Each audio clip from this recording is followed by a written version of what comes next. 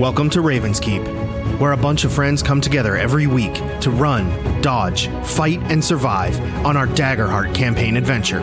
Come along with us on this week's episode as we journey into perilous situations, unforgettable moments, and companionship that will last a lifetime. This is Raven's Keep.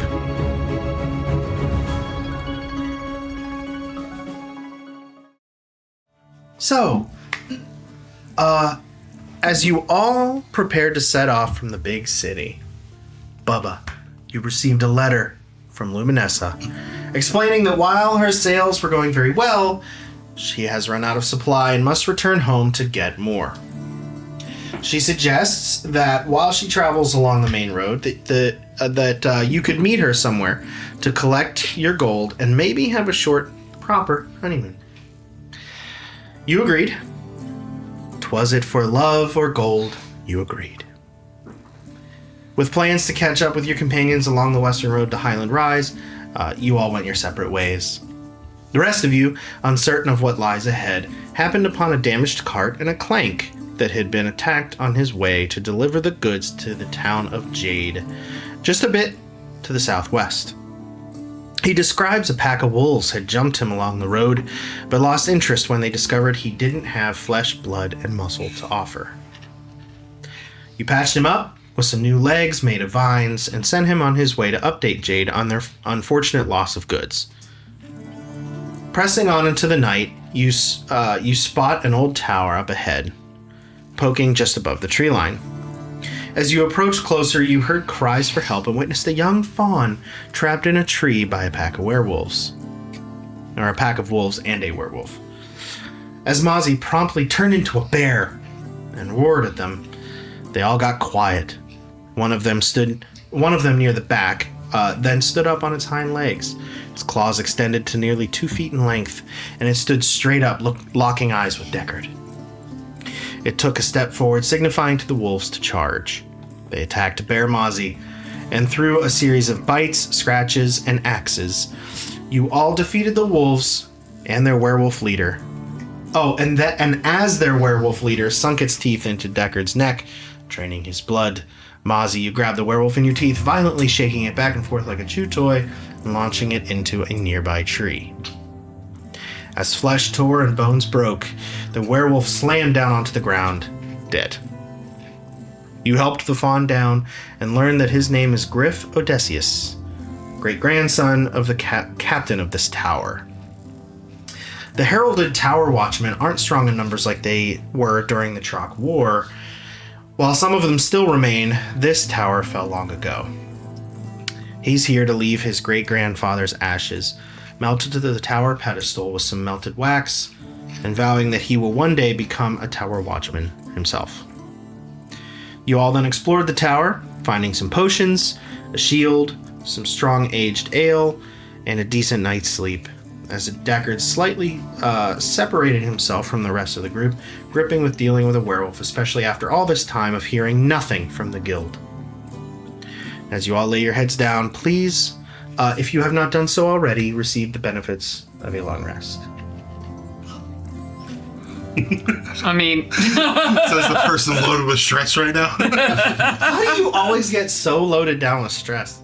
Because I have to mark stress to do a lot of things. Yeah, you do have That's to mark why I that actually stress. asked the last time to add, or when we leveled up, I added another stress. One thing I didn't include in the recap, as a reminder, you did procure some upgraded weapons, so make sure that is marked for your now improved cutlass and daggers. I do have that. Yep. And then, Deckard, you got a blasting potion, which is not an official Daggerheart item, but I gave you the slip. Yup. And I believe you did procure another potion that was an official Daggerheart item. It was the leaves. The Varric leaves. The Varric leaves, yes. And Hamet's experimental potion, which is also an official item. I believe, Clorinda, you took that one. So that should be in your inventory. Does anyone need hope? Yeah. Well, I'm repairing armor and HP, so I do need hope, but I will just get it from rolls. For some reason, I didn't get injured at all, but also I didn't injure anything, so I'm just kind of neutral. I could just get hope. That's about it. So I guess Deckard in his seclusion at the top of the tower bandages up the bite mark on his shoulder neck area. Both of his eyes are still red instead of its normal red and purple. Awesome. And it's almost as if, as he's bandaging it up, the red is trying to grow over his whites in his eyes. Oh. And it's almost like he's struggling against it. And after he does that, he just stitches up his armor where it was bit. Amazing. Anybody else want to play out what they're doing for the long rest? Roska sharpens his new weapons. Awesome. Gets them prepared for combat since he was a little rusty with the new ones last time. Some boiled linseed oil on there. A little mint to, make it smell nice before he kills them. There you go. There you go. Because considering. Little rosemary, yes. And you now have some engravings on your new cutlass. I do. Got some trademark stuff going on. Beat up. All right. Is that everything you guys wanted to do? Clarinda's. Well, I'm gonna clear my stress. I have Okay. one. I'm also going to. I think she's gonna spend some time kind of inspecting the environment to prepare and gain hope, Awesome. and taking notes on where they are, Okay. what our goals are, I guess. Okay. Sidebar: when we take our break, remind me to grab those lapel mics. Forgot to grab them. Mozzie is going to tend to her wounds, and while she's doing that, she's gonna hum to herself, which is gonna bring her stress level down. Oh. Amazing. So, deep into the night, looking up at the stars, resting overhead, surrounded by deep, wavy grass, you feel a large, heavy arm land across your torso. Oh, Bubbles. I don't want this time for you to ever end. Before you respond, please roll 3d20 for me. Wait, what? To remind you what you're working towards. Just to remind you what you're doing here. You got one in there, somewhere? I've got one if you That's need fine. one. Thank you. That's a nat 20, that's a 13, and a 1. Wow. So you get 3 handfuls of gold, sir. Oh. Sick. That, as you lay there, weigh heavily on your belt.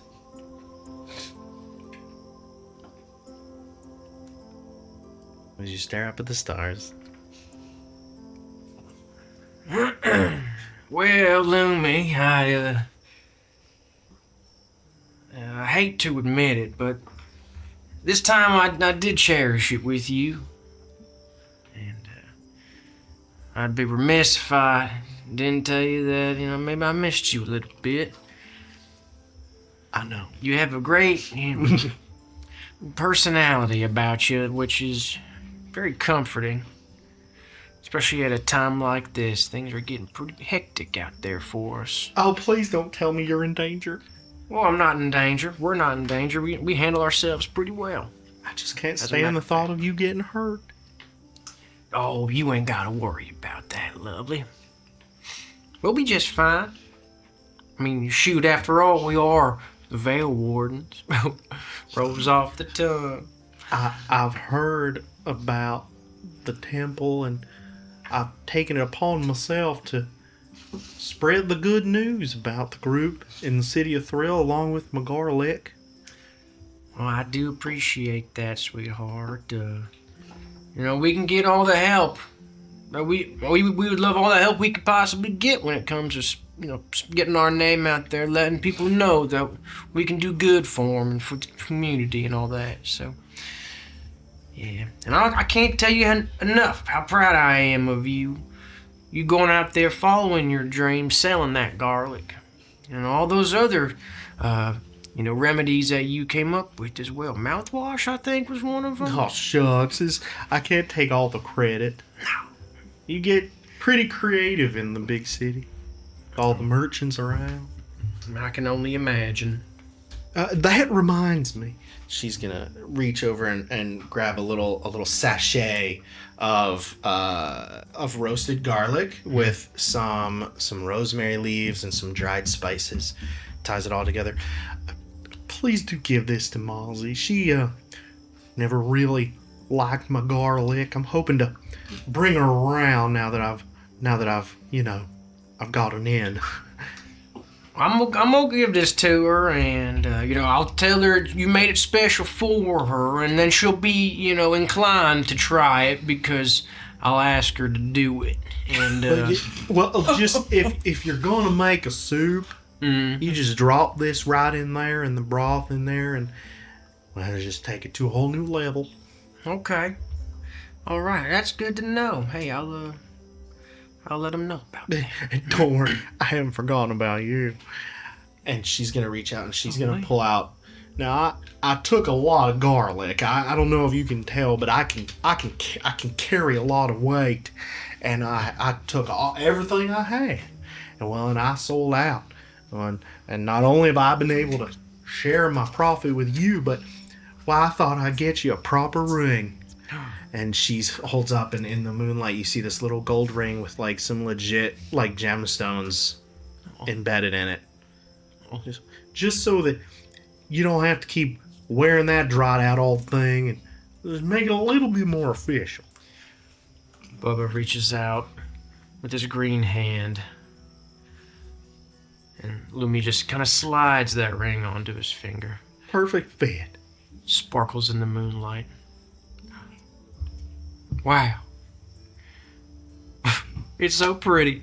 I feel terrible because on account of me not getting you nothing. You are the gift, Bubbles. If you say so, I'm not going to argue with you on that. I appreciate the only that. gift I need. Okay, well, you remember that, okay? You remember that. Remember you said that. I'll never forget. All right.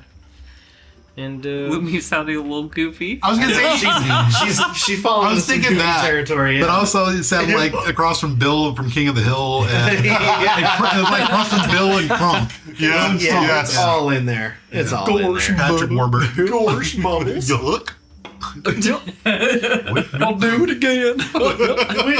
When do you think you're gonna? When do you think you're gonna be back in Whisper Grove? Well, back in Whisper Grove, oh shoot, there's no way to really tell, Right now we're on a pretty important mission to head out west.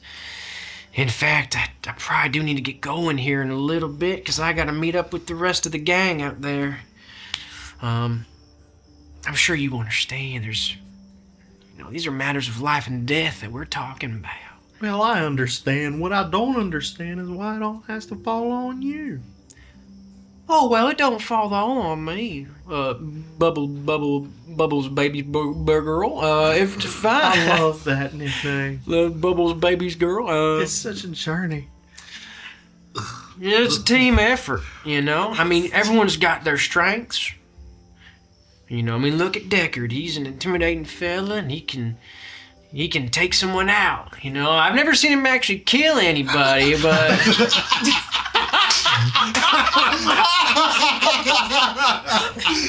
but he does a good job getting that, doing a lot of damage. Well, he better protect you. Oh, he does. Precious And I cargo. protect him too, And we gotta think about Clorinda as well. Her brains get us out of a lot of situations, but also get us into a lot of good situations as well.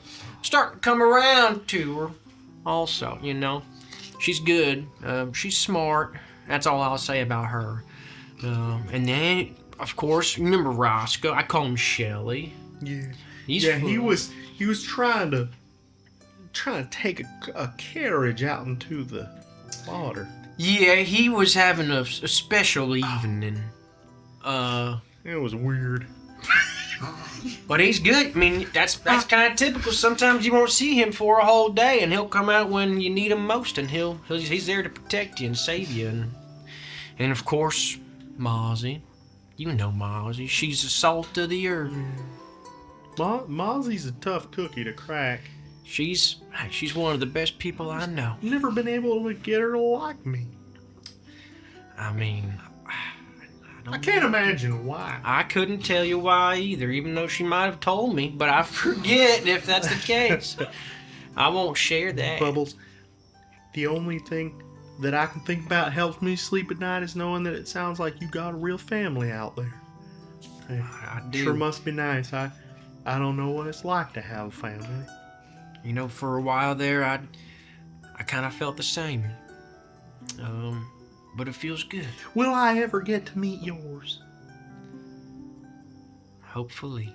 Your parents must be real proud.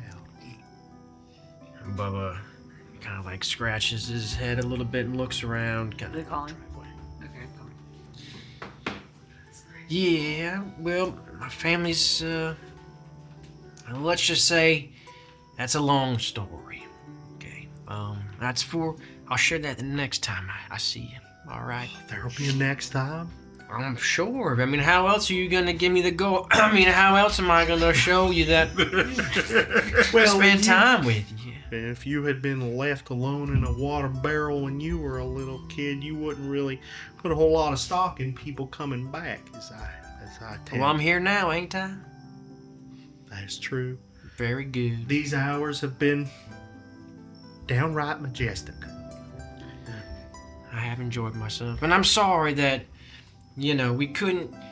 How do I put this? Be with each other, like you probably wanted to. I'm getting over something, and I don't want to get you sick, and then you got to go back to Whisper Grove to get more supplies. I don't want to get Whisper Grove sick, right? 'Cause see, there it is again. There it is again. I don't want you to get something like this. It's pretty no gross. explanations needed, Bubbles. I understand. I was poisoned, so yeah. trying to get over it. I heard time in the city was scary. Yeah, my legs went numb. It was. Now you know how I feel every time I see you. Okay, I regret saying that. Well, before you leave officially, I know it's not much, but I've been carrying around this here flower for a while, and and I'd really like for you to carry it for me and never forget about me. You want me to carry this flower? If you would not mind. I'll carry it, sure. She gives you something called a soul dust blossom. Oh. So you pass that down. Oh, it's a magical item. Yeah, I found it in the window of a potion shop. It wasn't really for sale, but as soon as the owner saw me, she said I could kind of take what I wanted. Oh. Sick. I appreciate this gift, my love, and I'm gonna hang on to this flower. It's beautiful, just like the person who gave it to me. You're making me blush, Bubbles. Look at me. I'm sounding all soft. Well, I suppose you best be on your way, and I best be on my way, and I look forward to those letters. I do. Every time I get one, I get a little butterflies in my stomach. Well, Bubba, Bubbles, I gotta ask. The garlic game, it's competitive. Not everybody can do this. It's fine art, you understand? And I just don't know if I want to do that forever. And what I would like to do is take my garlic, and I would like to cook it up into special things, feed people, you see. And Okay. it would be a right special thing if I could find a position somewhere that I could use my garlic and make it into some meals for people. Okay. So maybe just think about that. for I'll think future. about it. Of course, I'll think about it. I want you to be happy. You know, your happiness is important to me. I'll talk to some people and I'll see if I can pull a few strings. You know how it goes. And Well, you've certainly pulled on my heartstrings, Bubbles. okay, all right. Enough of that. Seriously, cut it out. I need to go. I gotta get hopping, okay? Because it's already late and I gotta hit the road. And I told them I'd meet up with them, you know, in a day or two. And it's already been a day. Now it's 2 and I gotta get. I understand. Far be it for me to keep you all to myself. I know.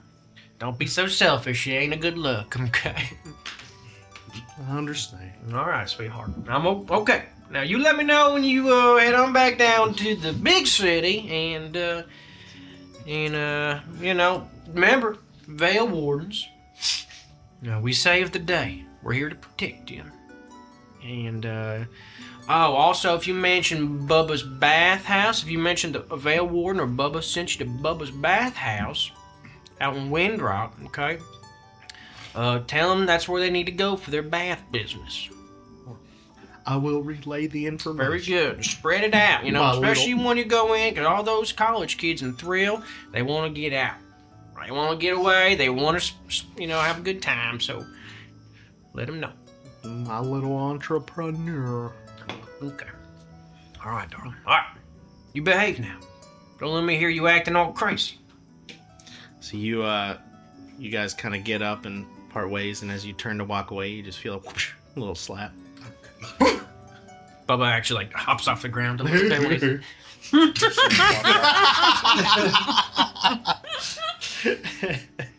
And off into the night you go.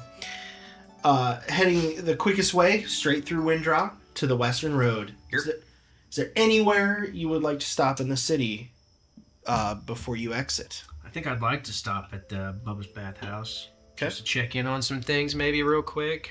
Okay. To see if anything's afoot. Okay.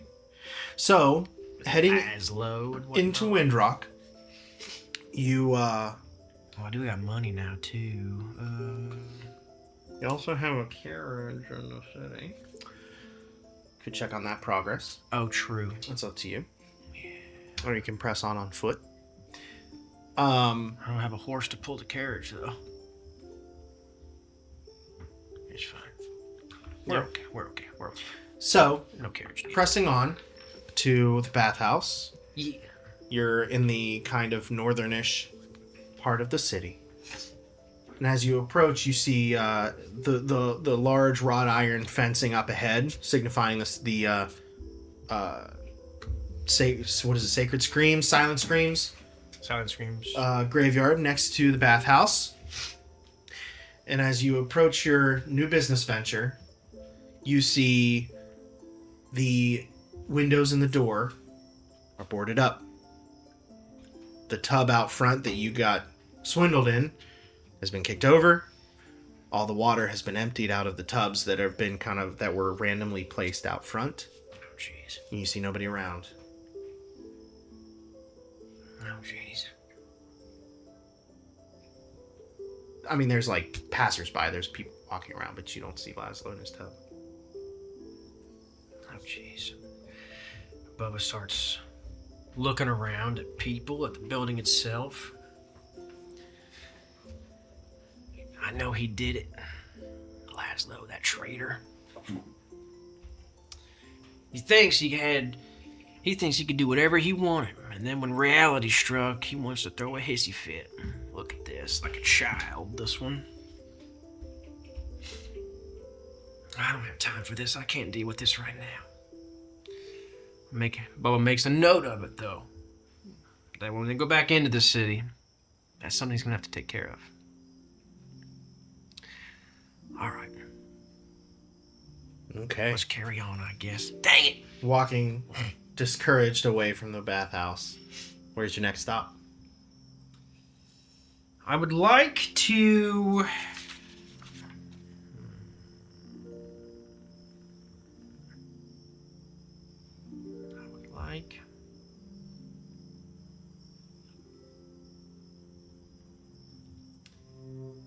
think I'd like to go to the blacksmith. Okay. So I will remind you Iron ores blacksmith. that it is quite late into the night. Oh, true. Some establishments are 24 hours. You can certainly swing by and check. But the usual crowds that roam the streets of Windrock have died down quite a bit as the hours grew late. Okay.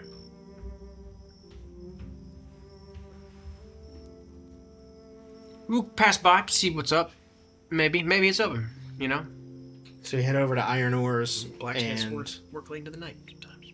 you see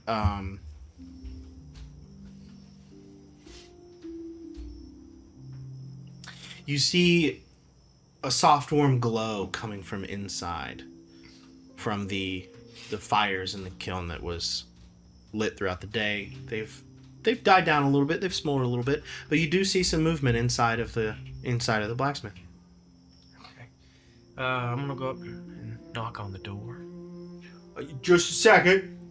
That's all right. Yeah, take your time, friend. This guy sets down a large axe down on the anvil and heads over, unlocks the door, unchains, opens the big door. What can I do for you?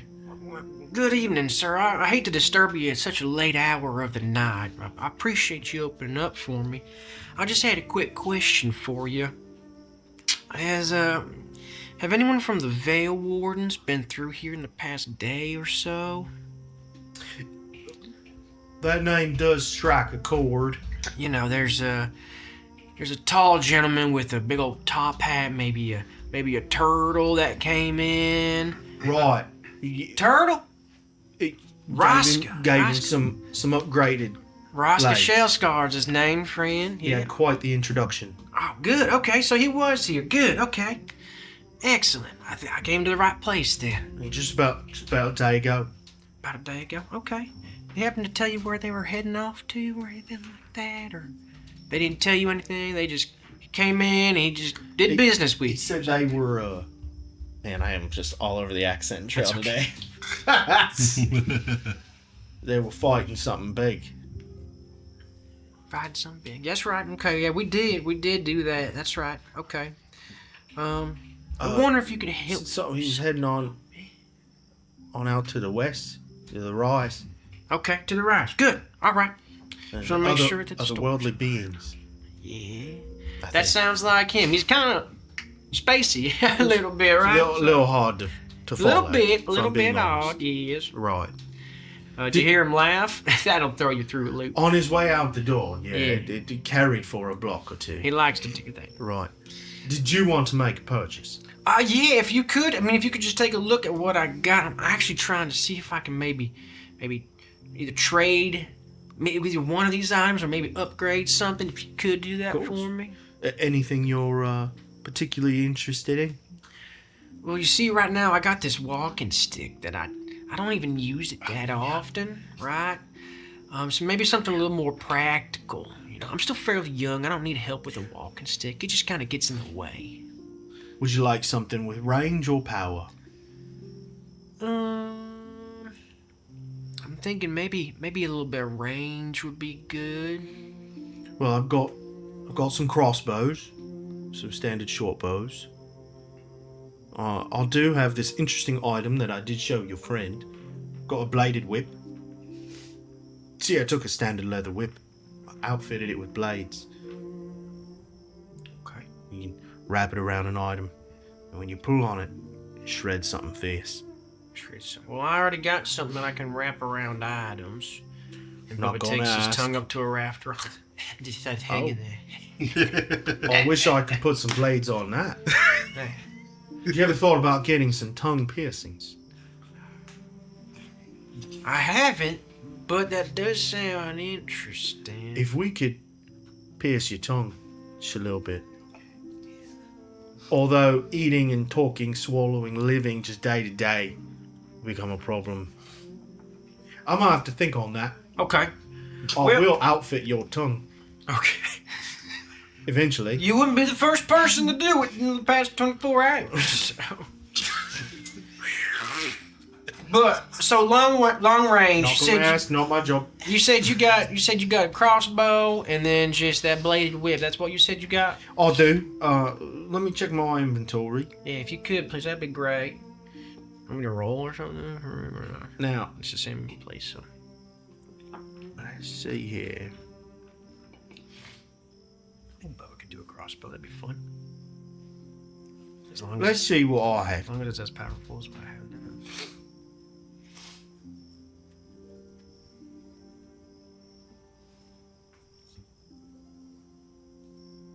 Oh, right.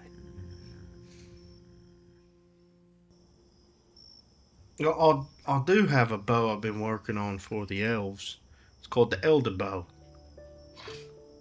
It's got a pretty far range. It is two-handed. Okay. Well. All right. Maybe. But what could you do if I gave you? I got a little dagger here that I kind of enjoy using. What could you do with this? Could you make it a little better? It's your dagger. Yes. Well, I do have an improved dagger. I've got several of those in stock. That's what I provided your friend.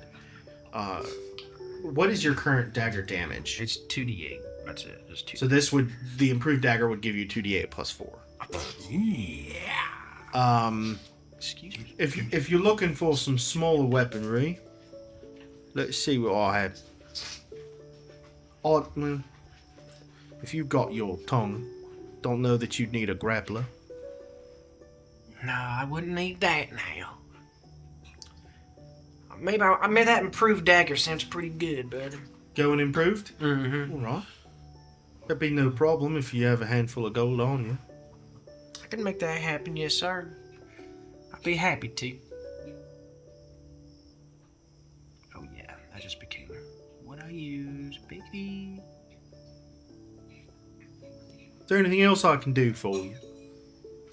No, I think that's gonna do it, friend. Again, we appreciate you helping out and outfitting us Veil Wardens. A good word from us can get you quite a bit of good business. So, Well, I'd appreciate it.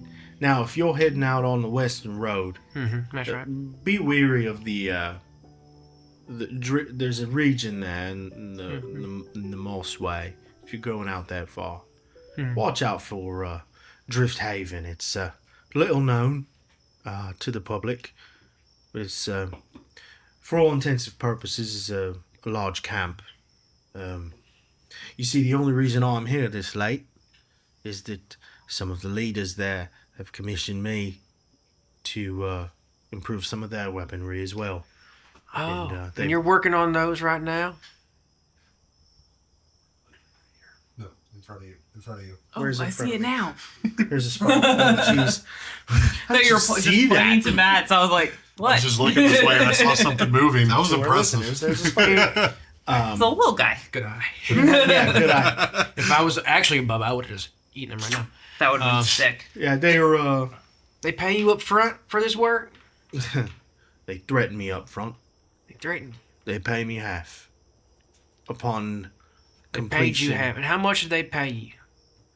Well, they're commissioning me for a lot of weapons. Mm-hmm. And typically, I'd charge them 5 bags of gold. 5 bags of gold. They're hard pressed to pay me more than 5 handfuls. And when there's a blade to your throat, money tends to mean a whole lot less in the moment, you understand? So you're only getting paid 5 handfuls of gold to do 5 all that bags work. worth. Yes. Well, I'll give you 2 handfuls of gold if you just give me a couple of those weapons, maybe. No, I can't do that. You can. Not only is this my livelihood, but this is how I keep my family safe and fed. We'll keep you safe, brother. Veil Wardens. That's what we do. We protect people. Do you have a family of your own here? I got a family. They're all over the place, you see. Would you- Anyways, I'm not going to get started in that. Let's not talk about that, friend. We're not here for us. I understand you're in a tough position.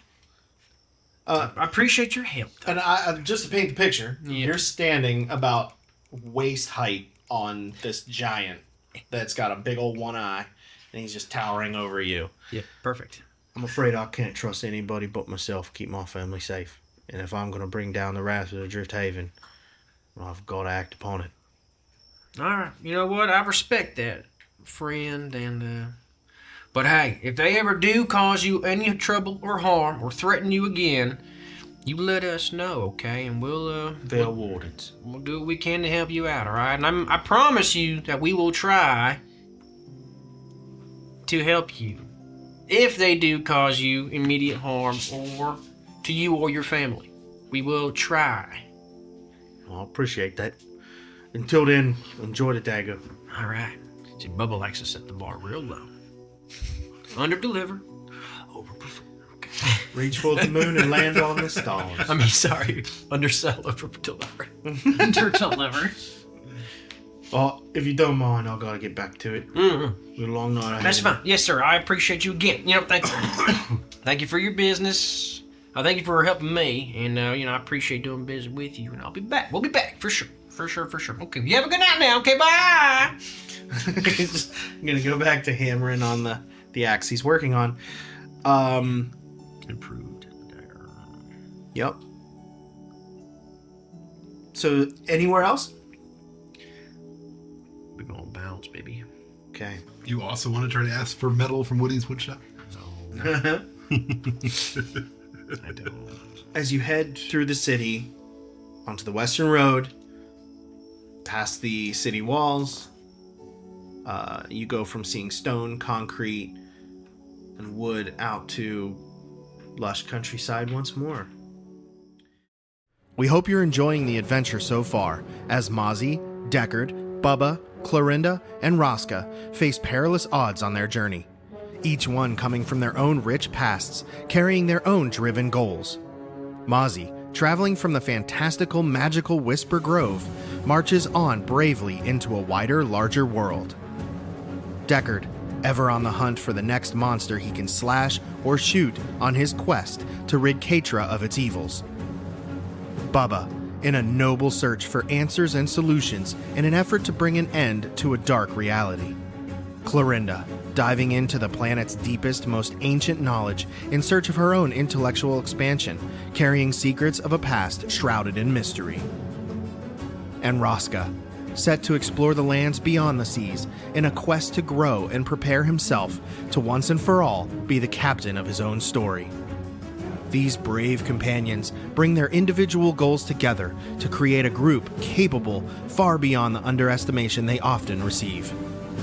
Continue along with us across the continent of Cytheria on a path full of danger, wonder, and everything in between.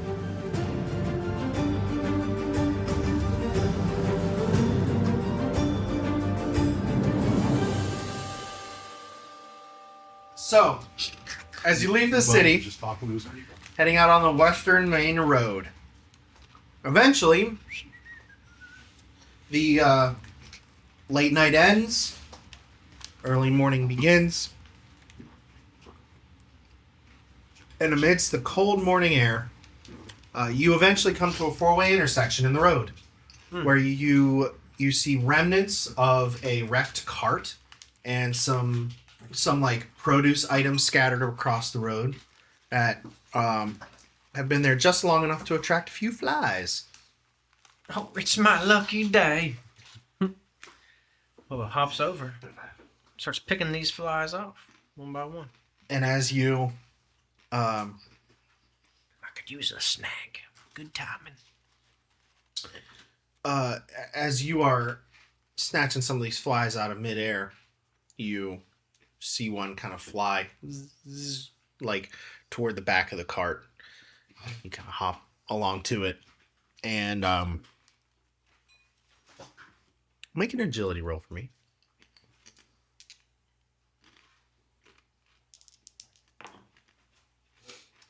That's gonna be a 14. For what? What is this agility roll for? Just to... You don't know yet. Is that with hope or fear? It was with hope. It was a 14 with hope. 14 with hope.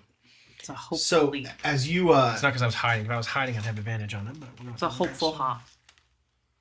Sorry, go ahead. you just about to launch your tongue That's a finesse thing. when from behind the cart you see this metal hand shoot out and grab the fly. Kink. And then like peering out from behind the cart, you see this clank who has a backpack on. He looks damaged, albeit like very rapidly repaired, but he does look slashed. And upon further inspection, you see that his legs are made of vines. Who are you? What are you doing here? Who are you? Look at you, buddy. You are the funkiest looking creature I've ever done seen. Well, I have been through quite a lot in the last 24 hours. Oh, well, I'm so sorry to hear that. Whatever happened to you, partner? Well, I was on my way delivering this cart to the town of Jay down in the southwest. Okay. When, wouldn't you know it, an entire pack of wolves happened upon me, thinking I was their dinner. And when I was not, they destroyed everything and then left me to rust. And well, and if it wasn't for the kindness of a small group of strangers, I would still be here, on the brink of a full systematic decommission. But they patched me up, and he wiggles his little green toes, and sent me on my way, and I connected with the townspeople there, and promptly made my way back to try and salvage anything that I could take back to the town. You see, the town is in a rough way right now. So well, most of this food looks a little bit rotten, friend. yes, well, You ain't gonna take this back to people. People aren't gonna eat this. Unfortunately, I have to return empty-handed for the second time in a day. That ain't your fault. But I recognize that handiwork there on your lower half there, partner. Question for you: was there a little plant lady who fixed you up, made you look like that? Oh, there certainly was. Yeah. Yes, along with a galloping fella. Okay. And a quiet one, and then one that looked capable. Capable. That's a good way to put it. Okay. Yeah, by chance they call themselves Veil Wardens. My memory banks are a little bit disconnected, a little bit fuzzy, but that does strike a file in my files. Well, I mean, that sounds exactly like my friend group. And You're with them then. Of course, my name's Bubba. Partner. It is a pleasure to meet you. My name's Bubba. I'm the fifth member of that group. I wouldn't say I'm the best, but I would say that I am a member. Okay. I am recently labeled Robo Bojangles. Robo Bojangles. Yes, one of your friends gave me that label, and I Did he sound like this after he made the name like? Did he make that sound? Good. Yes, very good. And he goes zzz, and he plays a recording of Rosca's laugh. Yeah, that makes sense. That's a perfect name for you, son. Well, But right now with that sack on your back, you look like a hobo Bojangles. Renamed again. well, I can't Hobo say Robo I know News. what that is, but Robo. I will take it to be a compliment, same as your companion. Yes, sir. Yes, sir. Yes, sir. Are Yeah. you looking for them? Yeah, which way did they head off to? You see which way they went? Oh, straight on through the intersection here, Okay. toward the valley. Perfect. Please do tell them that I am in a good way. I am, unfortunately, the bearer of a second wave of bad news for a town that desperately needs some good news. But I am able to be programmed to find a solution because of the kindness of your companions. Oh. Okay. So the kindness of my companions will make it so that you can break bad news to people, but in a nicest way, good way. Well, I suppose that's one way to look at it. Yeah. But so you they see, warmed up your heart. If I had one, Look yes. at them. That was definitely Mozzie. Ain't no one else doing that kind of work. Okay. All right. Well, I'm gonna head on out. I'll let them know that you're doing okay. But, hey, if we ever come through the town of Jade, you said, Jade to the southwest, yes. we'll call out for you, see what you've been up to. Maybe, hopefully, things turn around for y'all, okay? I hope to see you again. Yes, sir. All right. You take care now, okay, Hobo Bojangles? You take care. Bye-bye. Bye-bye. So he goes back to cleaning up the cart. And after a little while, you see the same tower poking above the trees as the sun continues to rise into the sky, bringing us into early morning. One by one, you all awaken in said tower. How are we feeling this morning? Are the body parts still in the front?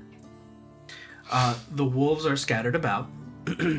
However, you don't see your fawn friend, but you do find a note that reads, "A sincere thanks to all of you for your kindness and defense of my life. I won't forget what you all had done to protect me.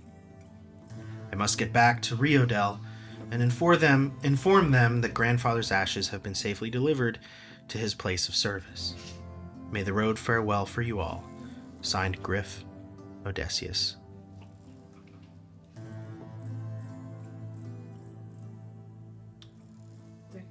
Are you like up at this point? You would be at the top. I'm Are you at still- the top of the tower. Okay. Yeah, and I just walk down to the ground floor. Well, if you recall, Oh, right. well, the vines would still be there because once again you saved the day with Vicious Entangle. Yeah. Or I think you just casted the vines, Yeah. like the Yeah, I did, harm yeah. thing. Okay. So yeah, you would in fact be able to safely descend. So I just descend the stairs. And what are y'all doing? Like, as soon as I hear you come down the stairs, though, I'm gonna be, like, right at the staircase. Deckard! I have a question. Morning, Mossy. Yes. Good morning. What's your question? So there's a lot of body parts out there. And I thought maybe of putting some of them in my pots, but and she's gonna, like, really, like, kind of whisper, but, like, lean really close. I'm afraid that maybe it might turn me into a werewolf. Do you think that it could do that? Like, or should I just not use it? It's not your typical werewolf that we dealt with last night. These were made by a curse. See, it was a spell. Okay. I think So it'll be will fine, but The curse won't get in my pots, though. it's not. I'm not certain. I am not certain. I wouldn't touch Oh. the werewolf. The other wolves, I think, were just normal wolves. I think you'll be fine. Okay. But Maybe I should just not risk leave that butchered corpse where it is. Okay. Are you okay? Because I'm fine. I'm fine. you kind of made him, like, mincemeat, you know? Well, who knows? I did lose myself there for a minute, yes. But those wolves are not new to me. And I acted accordingly. We needed to make sure it was dead. Well, I think it's dead. Yeah, I think there's Deader a little than bit, dead. a little bit there, a little bit over there. And Deckard wipes like a bit of flesh off of his gun. Oh, and there's some right there. Yeah, you can have this. No, don't no, have this. I'm scared now. But, I mean, Clorinda, you might want to write that down. Oh, I already did. Oh, good. it was from the Sorrow Lands. It's odd that one was all the way up here, though. It's not good. It's not good that they've migrated from the Sorrow Lands. Are you sure you're okay? You seemed very upset last night. Honestly, Mozzie, I don't know if that was, Mr. Cornwall from, the bakers, or if that was Miss Watts from, the alchemist shop, but I don't know who those are. Who are they? don't worry about it. Don't worry about it. Fact of the matter is, it's dead, and hopefully we will not see them again. The smell of fresh, Cytherian, open country air is mixed with the smell of blood surrounding the outside of the tower. From within the tower, as you're all good morninging each other, you hear someone approach the tower outside. And as you approach the tower outside, the first thing that you see is carnage. 4 or 5 dead wolves. You can't tell because one of them looks like they've been slashed in half. And then there's one laying at the base of the tree that looks quite a bit bigger than your typical wolf. My friends are nearby. Yes. Something just tells me that they had something to do with this. Well, what do you all do on the inside when you start to hear some footsteps approaching from outside? Deckard shoots the door. No, I'm kidding. Bro! Mozzie looks out the window. I think that's Bubba. He must have found us. His sense of direction is just marvelous, I really must say. It's really How impressive. does he just get around? I don't know. But he does. Do not tell him I said this. No. Why? He doesn't need the ego boost. That's fair. Are we also gonna not tell him that we were impressed by the fact he left us a letter last time?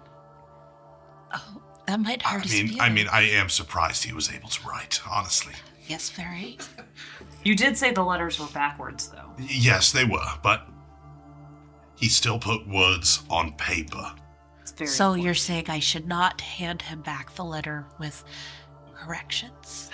Oh my gosh, No, please. please do. Please. Please do. I'm not sure if you're joking or not. I'm not. Does the window that I'm at, does it open? Deckard's trying to fake a smile. There's no shutters or anything. It's just like an open cutout in the Oh. brick. I'm just gonna be like, Bubba! Invaders! Come on in! And you Come on in! You see in this little square cutout of the brick, just this little green puff pops up in the window hole. Is everyone inside? Yeah, come on in! How? The door? I'll try that. Okay. I'll give it a shot. I'm gonna look over at Claire and then I'm gonna be like, yeah, you definitely need to give him that letter. Okay, I guess I go into the door. Hello. How was the honeymoon, lover boy? Oh dear. Hey, it was listen, well, first of all, I'm glad y'all knew where I was. That's good to know. You left a letter. You left a letter. I know I did, but sometimes I'm not sure y'all pick up on all the clues that are around. so. Very eloquent. Here you go. And she just hands him the letter with, Bubba with looks at it. corrections on it. Where'd you find a red pen? Well, I don't know if you noticed, but there was a lot of blood out there. Oh, Yeah, maybe it's blood. You don't know.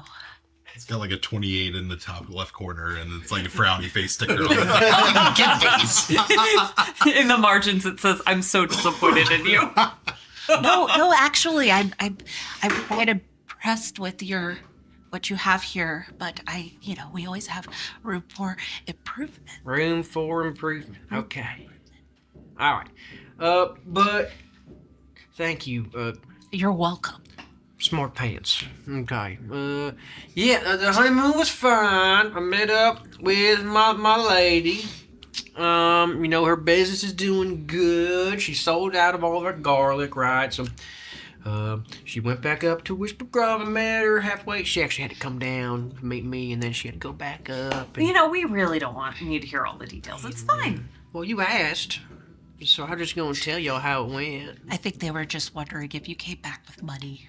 Oh, well, in fact, I did. I had money. She provided me with some funds, and she provided me with some fun as well. No, I'm just kidding.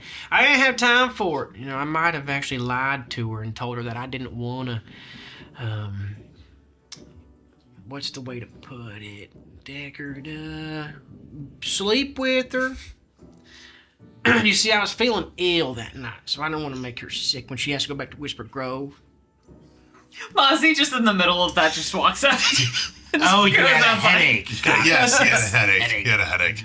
Right. That's what I told her. Yeah, I had a headache. Sorry, I can't. I really want to, yeah, but I can't tonight. I have a headache. Sorry, dear. No, it's fine. But she's gone now, and then I head on my way, and here I am now. Well, we must be off. We must head to the watchtower. The beacon tower. Beacon Tower. Okay. Hey, I just want to let you know that I ran into Robo Bojangles. Oh, He kind of pointed me in this direction. Y'all met him yesterday, so he let me know y'all went this way, and that's why I'm here. That and my impeccable navigational skills. He's doing good, by the way. yay. Okay. Well then, well, welcome back, Bubba. It was much quieter without you here. I'm sure it was. But yes, no, happy to have you back. Happy to be back, friend. I missed you guys. Y'all my family. Well, anyways, To the beacon? Beacon house? Beacon? to the beacon. See if Killian ever made it. Okay. Y'all want to follow me then? No. I mean, just look. It's over there on the hill. Right. Beacon. So Beacon Hill. you do, in fact, off in the distance, there's what looks like a large hill, small mountain. You can't really tell from this far away, but you do see at the top a well constructed out of some sort of some sandstone or some lighter stone type construction with what looks like a massive piling of wood and logs at the top. And as you all catch up in the morning, fill Bubba in on the night's action, you all head away from the watchtower. And as you head out, you see that pedestal with the bag of ashes that Griff had used melted wax to affix to the podium. Each tower had kind of a podium for various uses. Some would use it for religious prayers as they would go into battle, not knowing if they were going to survive it, or others would use it as an announcement point for what's going on, different advancements or assignments. A fitting place for the captain to rest. So along the western road, you can see Wanderer's Valley, not far ahead, signified by two large plateaus on either side. You can see them cresting up over the view off in the distance, and then to the right, the hilltop with the span beacon. And after some calm walking, following Bubba's direction, you come to a small, what looks like a small village with a wooden wall that had kind of been like staked, like just logs staked into the ground that created a little bit of like a, not even really a high wall, just like waist height. Like you can see the village. The wall's not very high, but it does serve as kind of a border to this small, little, kind of rickety, humble western town. There's a like a little like two log posts that have a sign affixed to the top. It says Summerleaf Village, and it sits just about on the right side of where Wanderer's Valley is going to begin, kind of signifying it's kind of like a halfway point. If you were going to go right, you'd head towards Summerleaf Pines. If you were to head straight through the village to the other side, you're pretty much heading to the valley, and you see an old weathered wooden sign up front at the entrance to the village. It looks like it once hung straight and strong and affixed to these posts. Now, partially kind of broken off, kind of dangling in the warm breeze that's blowing by, dangling sideways, that reads, "Last stop before the valley." By this time, it's been a couple of hours since you headed off from the tower. You don't have an abundance of provisions on you. So a stop at a town may not be the worst idea to get some sustenance, some provisions, some food before making for the span beacon. And then the opportunity is yours if you wanted to seek lodging in this town for the night as well. But as was told to you by one of the folks you came in contact with in the city, Western Cytheria is far less populated than the right side of the country. Everything is quite a bit more spread out. It takes just longer to get somewhere. So as you enter into this town, you can kind of see there's really not it's not flat anymore. You can tell you're getting near hills, mountains, valleys, peaks, plateaus. Like the terrain is getting quite a bit more uneven. And this village, this little town, sits kind of in the middle of it all.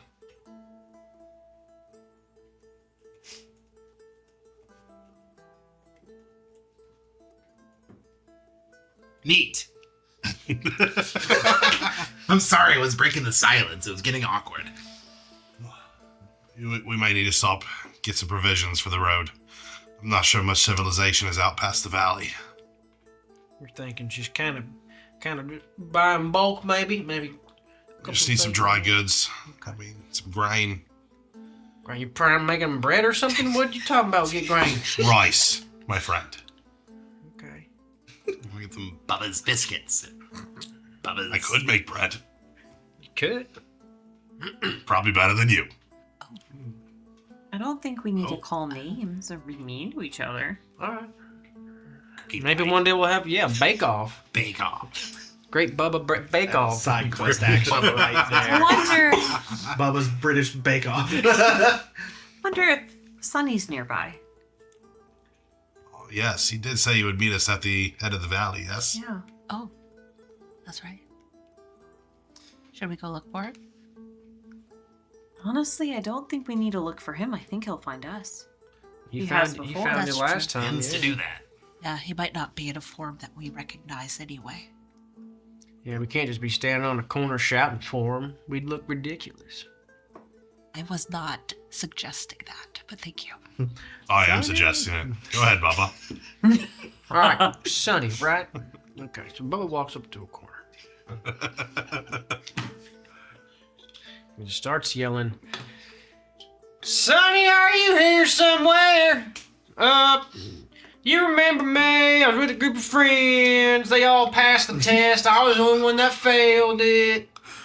You scarred me that day, emotionally, that is. You didn't touch me physically, thank you. Are you here? Sonny, are you here somewhere? We're looking for you. You told us to meet you here somewhere. Here we are. I can't believe he did that. I was simply jesting. You that's all you had to do. You literally told me to do this. I didn't think you would do it. I really didn't. Okay, but well, don't tell me hopefully to it do worked. I guess we'll see. Is there like anyone around So as you besides us? as you are shouting from the streets, I'm so embarrassed. you hear just tumbleweed just rolls by. Have we seen anyone yet? You deeper into the town, you do hear some like what movement you do see from where you're shouting. You see someone poke their head out of a little second floor window of this little rickety house and quickly pull the shutter. I was gonna say, right before they do that though, I try to wave and then they slam the shutter shut and I'm like, Oh, dear. well, that's not very Pull the shutter nice. closed, and you hear just like a series of like locks on doors and like Oh, dear. unseen. These people seem to be a little closed off. I don't know if we're gonna get provisions. It doesn't seem like anybody's open. Perhaps they're afraid of something. Or someone. Yes. Thank you, Bubba. You do. Or something. Somewhere. Oh. Let's cover all Wise, the good more. pieces. So, but you do further down the road, you do see some folks coming in and out of one of the larger structures, a little further in. There's people over there. What are we still? Hello! And Mozzie just starts walking towards them. Clarinda follows. They don't react. They are walking at a brisk pace. Slow down, please. And when you get closer, you see just a worn, weathered, like almost painted on sign says saloon on it. Were they going in there? Yeah, they Okay. were kind of coming and going. Okay, I'm gonna assume, and I could be wrong about this. I kind of in my head see like the doors are really big, and like the bottom of the door kind of like swings over my head. It's the two double swinging classic saloon Yeah. doors, and they are just above your height, Mozzie just straightens up and she just walks right in, right underneath the doors, right under those disappearing doors. from your view. We can't let it go alone. Come on. When you all walk in, you kind of bump into Mozzie, who kind of stopped at the front, kind of waiting for someone to, like, you know, say, what do you need? What can I get for you? Take a seat. It's one of those moments where everybody in the saloon, like, stops and a total silence falls over the saloon. They look over at you, and then they just kind of get back to it, and slowly the conversation starts to build back up around the room. And Mozzie just kind of looks at everybody. She's like, "Hi." After a minute, an older gentleman kind of shuffles up to you. Take a seat wherever you like, and then he just shuffles off. But Just odd. I don't think they have many visitors. This kind of feels like I'm back at the Shadow Market all over again. You can. You went to the Shadow Market? Yeah, and like nobody said hi. Why did you go there? I mean, Deckard goes, But that's Deckard. and I'm Mozzie. That's the true. point. I was honestly quite shocked, but very impressed. You all hear music being played, and you look over. You would have been the first to see this. You see someone playing like on an old broken down stand-up piano along the wall, and they're just kind of like hunched over, and they're just playing, and they're playing really slow, like it's the melody is just really slow, and they're hitting wrong notes left and right, and then they kind of like notice that everything quiets down, and they kind of like look over their shoulder and notice you. They straighten up and they start and start playing the song clearly as it was undoubtedly intended. Clarenda, do you want to go correct him? No, I need to take notes. It's very strange in here. So strange.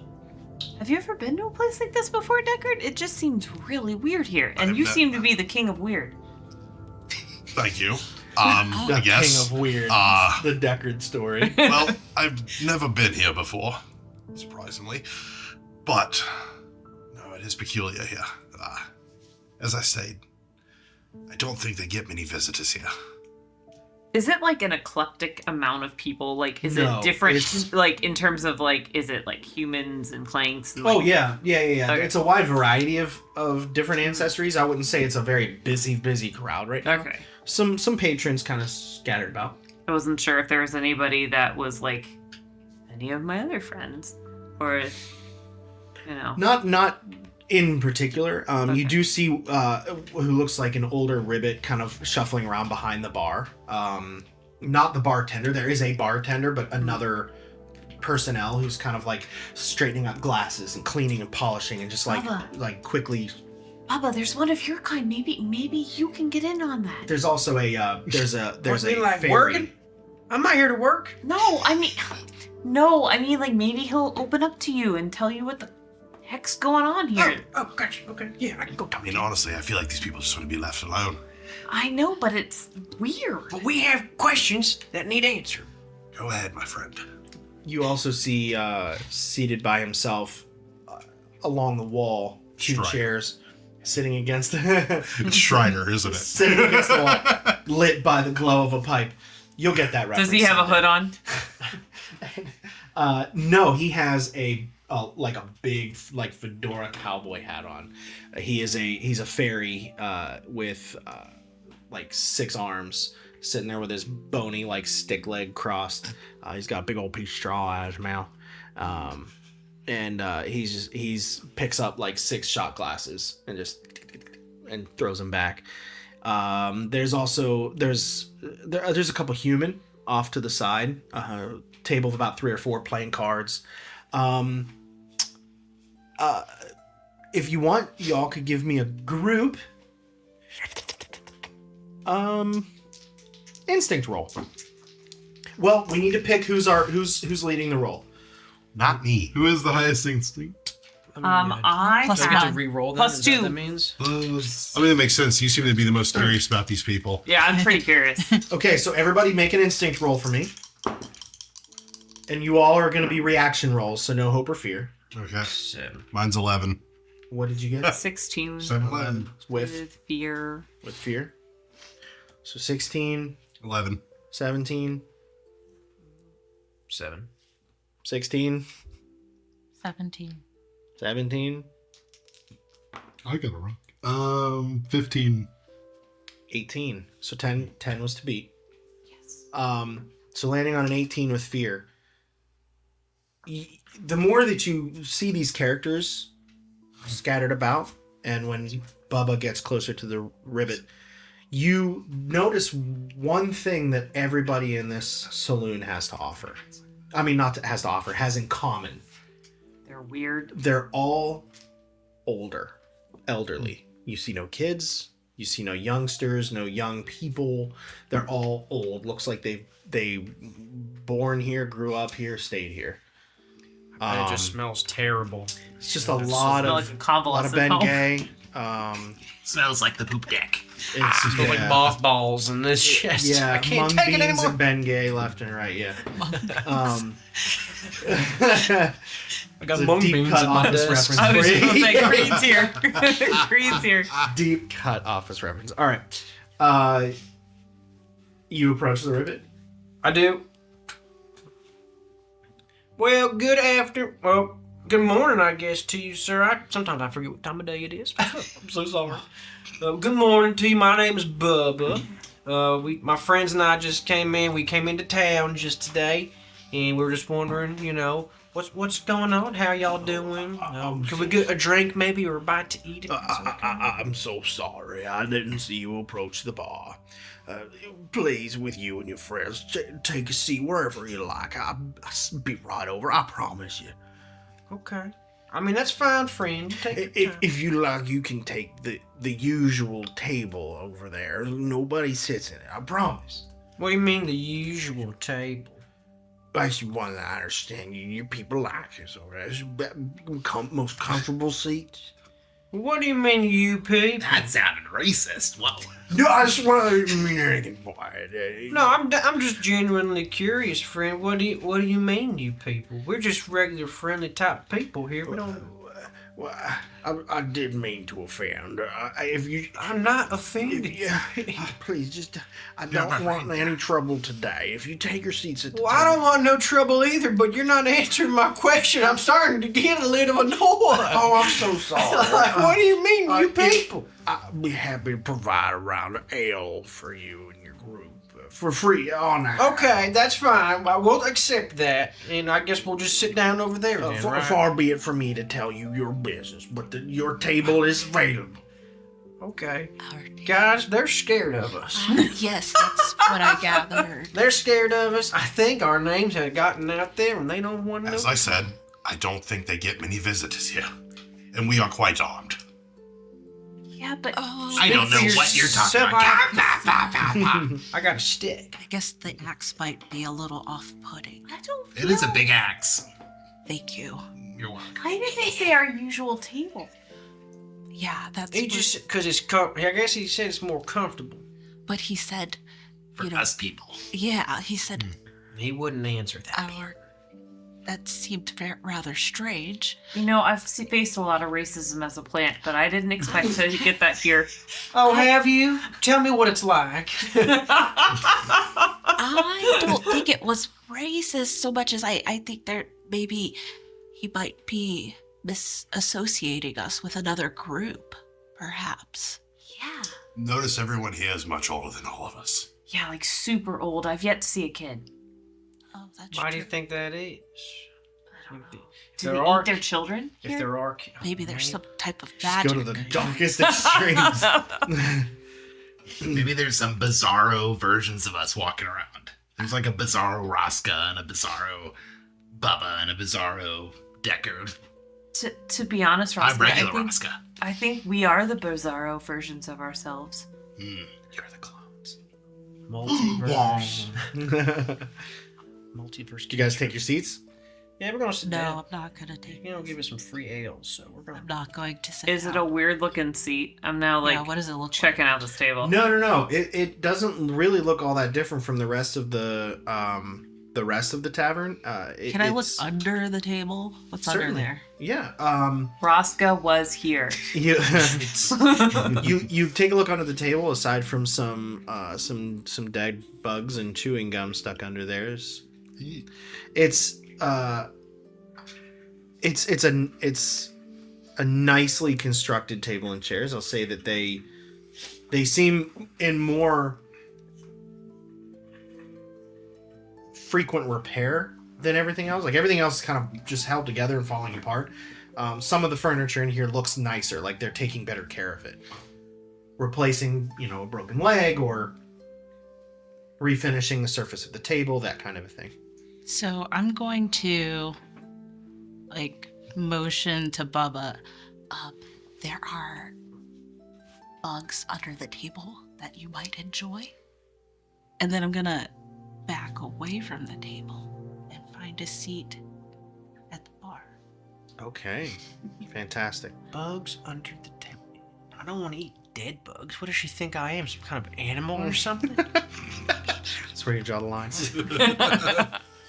So as you guys all sit around at the table, it's not a moment goes by when a server comes quickly to your table.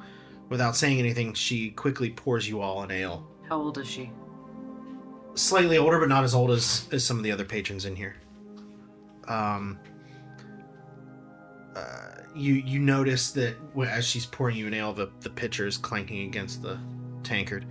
It's on the house. And she just turns around. She's gone. Ma'am, She doesn't stop. don't drink the ale. No, I'm definitely not drinking. Bubba I don't has drink. already drank half of it. Oh, At this point. You have no survival instincts, do you? Mozzie instantly really looks at Bubba and she's like, I can't tell if the green is a different green. He slowly puts it back down on the table, kind of licks his lips a little bit.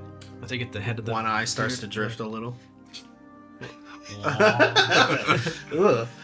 Just no survival instincts at all. I mean, it tastes good. It tastes like beer. Okay, I'm not drinking it. Can I have yours then if you ain't gonna drink it?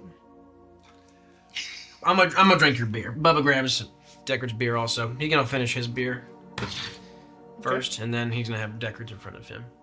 Because of the weirdness of everything, I want to try something new tonight. And I want to spend a hope to summon a small nature spirit or forest critter to my side. Screech, squeak, To see to see if I can figure out what's going on in this town, if they can kind of look overhead and see if they see Okay. anything Spend sketchy. your So hope. I'm gonna actually spend 2 hopes because if I need one that flies, Okay, spend 2 hope. What do you summon? I'm gonna summon. I'm gonna try to summon a bird, and in my head it's this really pretty bird, but what actually comes is a pigeon. Is this like Becky from Yes, that's from, exactly what I was thinking. Finding Nemo Finding too. Dory? Yeah, Okay. and I'm just gonna go. Oh no, this is Becky. Maybe that's not its name. Slams his head against the table and starts pecking at the wood.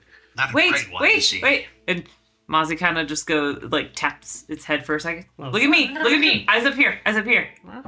I need you to look around this place and let me know if there's anything suspicious. Okay?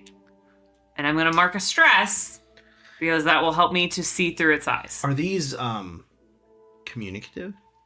No. This just, it says that it basically hangs out with me. Oh, no, it can communicate because it says you can communicate with them. Okay. So, but I need to make a spellcast roll to command them to perform simple task. So let me do that first. Oh, that's not good. That's a 7 with fear. Ooh. Stop giving him fear. I'm trying. I have a plan. What do you command it to do? I'm telling it basically to go look around the town, and if there's anything suspicious, I want to know about it. Okay. So you send it out. It flies. It flies toward the window and kind of hits the wall for a second. Course corrects and then flies Now out she the can window. communicate with me because it said Okay. it could. So, Okay. Got it. All right. We'll come back to that. Rue Becky. A few moments later, the older ribbit approaches. So sorry for the wait. A round of the usual meals. You keep saying usual. Have we been here before? It's very funny. Far be it from me to tell you your business. Who am I? I don't know what the right answer is.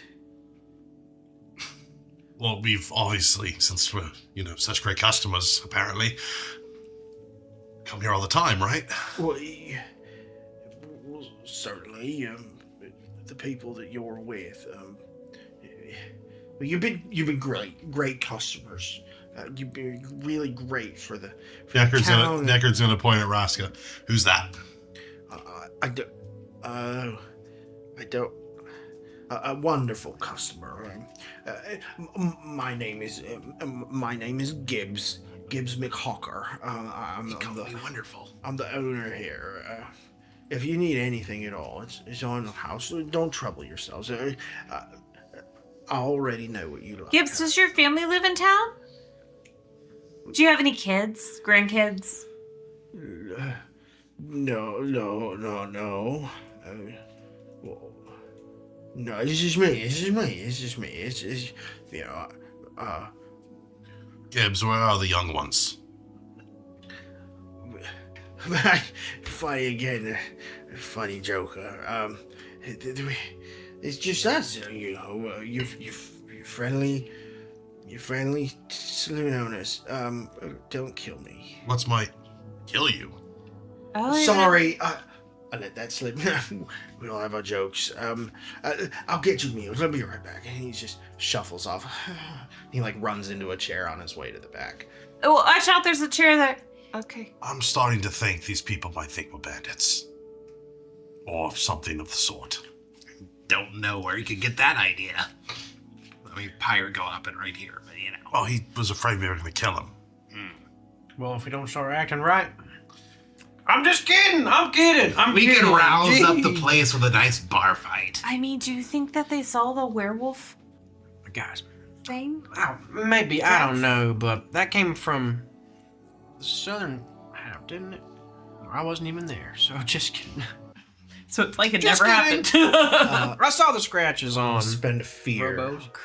as you all hear from outside a large group approaching. Yeah, and there's just a lot of rustling and horse trampling on the dirt, and you see a large group kicks open the door. All right, barrel of ale, don't make me wait on it. And they kind of about 4 of them. They scatter on throughout the saloon there, and they kind of bully some of the folk. One guy throws his arm around the guy that was playing the piano and kind of jostles him around a bit. It's my favorite song, and they're kind of just doing that. And a few seconds later, the ribbit and another gentleman carry out a full barrel of ale and hoist it to him a little quicker next time. And he kicks him to the floor, and 2 of them grab the ale and hoist it back out the door. Excuse me. Hey! Raska goes cloaked. Nice. Attaboy. How do we do this? What's that? How do we do that? You find a shadow? Yep. Where? He's not vanishing into the shadow. You don't want to just- vamp out. Right, I'm not Okay. vamping out. So you can still kind of go hidden, Right, go into a hidden. shadow. Yeah. But if you want to kind of come out of another one on another side of the room or whatever. That's Yeah, I mean, right. I'm not gonna teleport. I'm just gonna. So you just kind of quietly back into. Yeah. Okay, so you get up from the chair. Yep. I'll say that you. Sorry, real quick. Are they young? Like, are these younger people, like, in contrast to, like, what we've been From seeing? what you can tell in the chaos of the moment, I mean, they're normal, adult age folk. Some goblins and there's an orc or two with them, and I would say it's a goblin, an orc, and 2 men. Nobody and hits you ribbits unless I say it's okay to hit a ribbit. you stand up from the table and you just kind of back into the shadow of we'll say there's a Jukebox. yeah, there's like a large cabinet Oh, or no, a there's piece the of furniture. piano. Yeah. Casting a shadow deep enough for you to kind of just go unseen. Yep. And they the one guy, while the other two are kind of picking up the barrel, grabs a tankard of ale off of someone else's table and kind of chugs it down. You're out of drink. And they grab Gibbs the ribbit when he hands over. He just kind of sets it down and kind of backs away, and one guy kind of grabs him and pulls him in and kind of jaws. Hey, why are we so serious then there, Gibbs? And Let go of him. who said that? Yeah, looks like someone forgot their manners at home today, huh? Becky, you had one job, to tell me what was going on outside. What kind of customers you got here, Gibbs? Good ones, apparently. Yeah, I'm about to ask you the Unlike same you. thing. Well, it seems you've got some people doing your talking for you. Maybe we need to handle I that. said, unhand him. I don't think I will. Oh, friend. This is not a negotiation, and I use my experience. Not a negotiation. I don't think that applies now. Add a +2 to, I guess, a presence roll. What are you trying to do?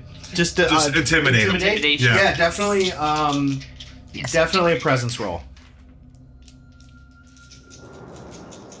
Which is funny because my presence is -1, so this will net me a +1 on my presence roll. You look here, sir. Just take it with you. Just leave it. It's fine. I'm not. So that is a 17 with hope. Yeah. Take the hope. Hey, And he you're- just kind of stops for a second. He's got Gibbs in his arm, like a chokehold type thing. Well, maybe today's not the day to bring our force back into town. Who are you? Oh, I'm your best friend, mate. I highly doubt that. Oh, I'm Gibbs's best friend. Ain't we best friends? And Gibbs like, yeah, we're best friends. And I'll tell you what. Why not make a few more friends around here, eh, Gibbs? Maybe keep your customers quiet next time. He kind of throws Gibbs to the floor. All right, Bubba goes and helps him up. Picks let's go. I just tip my hat to him. I see you soon. Bubba follows him outside. You better hope not. He just kind of like takes a few steps back. Watches Bubba follows him outside. Oh God! Kind of takes a few steps backwards before turning and heading out. You follow him outside? So I follow Bubba. Yes. Yes, I follow him outside. Okay. As do I. Just stand there watching. Like all four of them are together now, right? Like all four of them that were there together. They're all walking So there's so what you see now when you step outside is you see the two that carried out the barrel hoisted it up onto like a little cart that was hitched to a horse, and they hopped on their horses and they're kind of down the street a ways. The other two that weren't carrying the ale, one that you intimidated and one that was with him, are still like walking to their horses. Okay. Bubba stands there, watches them. Did I see like any insignias or anything? Sorry. No, yeah. For the first time, Bubba doesn't say anything. Can I just like see any insignias or anything that they may have, or any identifying marks? So or... what you do notice is they are, they're pretty shabby. Like they look poor. They dress humble. Their weaponry look nice. Other than that, you didn't see any discerning marks or logos, insignias, nothing like that. Any branding that really stood out. Okay. Mozzie, you need to get your bird to follow this group. I'm gonna close my eyes. When I open them, I imagine I have pigeon eyes, Yeah, that's so I can see what she's seeing outside. Okay. nice. So what you see is Becky. I'm seeing through her eyes. That's Yes. the whole thing. Yes. With that good hair. You see Eyes are like that pigeon it eyes. appears that Becky has found like an old random nest on a rooftop and is trying to lay an egg. Becky. What? Becky. And you Becky see got a man? you see Rebecca. you see through her eyes down on street level the horse with the ale barrel riding off. And then a few moments later you see the other two gentlemen on the horses follow,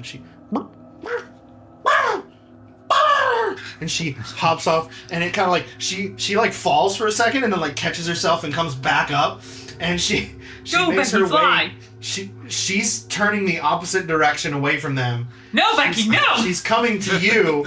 She's got a report.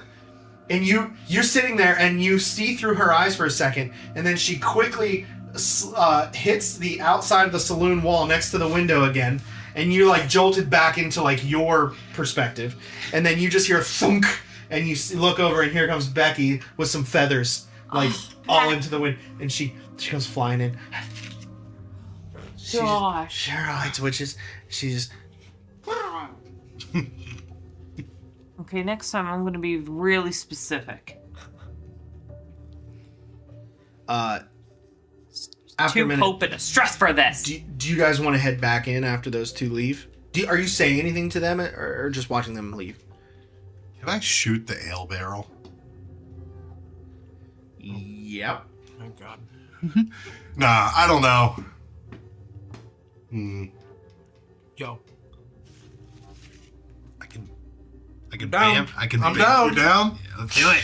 Actually, I mean, if he's you want, hidden. if you Yeah. want, I'm gonna attack. I could cast Vicious Entangle and entangle the alien. Yeah, I'm gonna barrel. shoot the ale barrel. We leave one Yeah, to go back. yeah. I'm gonna shoot the ale barrel. Tell your friends what happened. I'm gonna shoot a hole in it. Roll for an attack. Do it. That is with finesse. Bubba does say something. Yep. That is a 14 with hope. That should hit some wood. Take the hope. That should hit some wood. So you fire a shot, and it goes past the two that you followed out between them, and it hits the ale barrel on the cart in front of them, and you see it start pouring out of the barrel. You can see the dirt turns to mud in front of them, and they both look down. What was that? And they stop their horses, and they kind of have that that turnaround. The first guy that left is gone. The ale barrel guy, he kind of looks around and looks back, and he sees that it's dumping out. Ah! He stops the horse, and the three of them stop. Now the guy with the ale barrel doesn't really turn around quite as quick as the two guys that were behind them. They turn around, and they are going to charge you on their horses. And they're gonna try and ram you.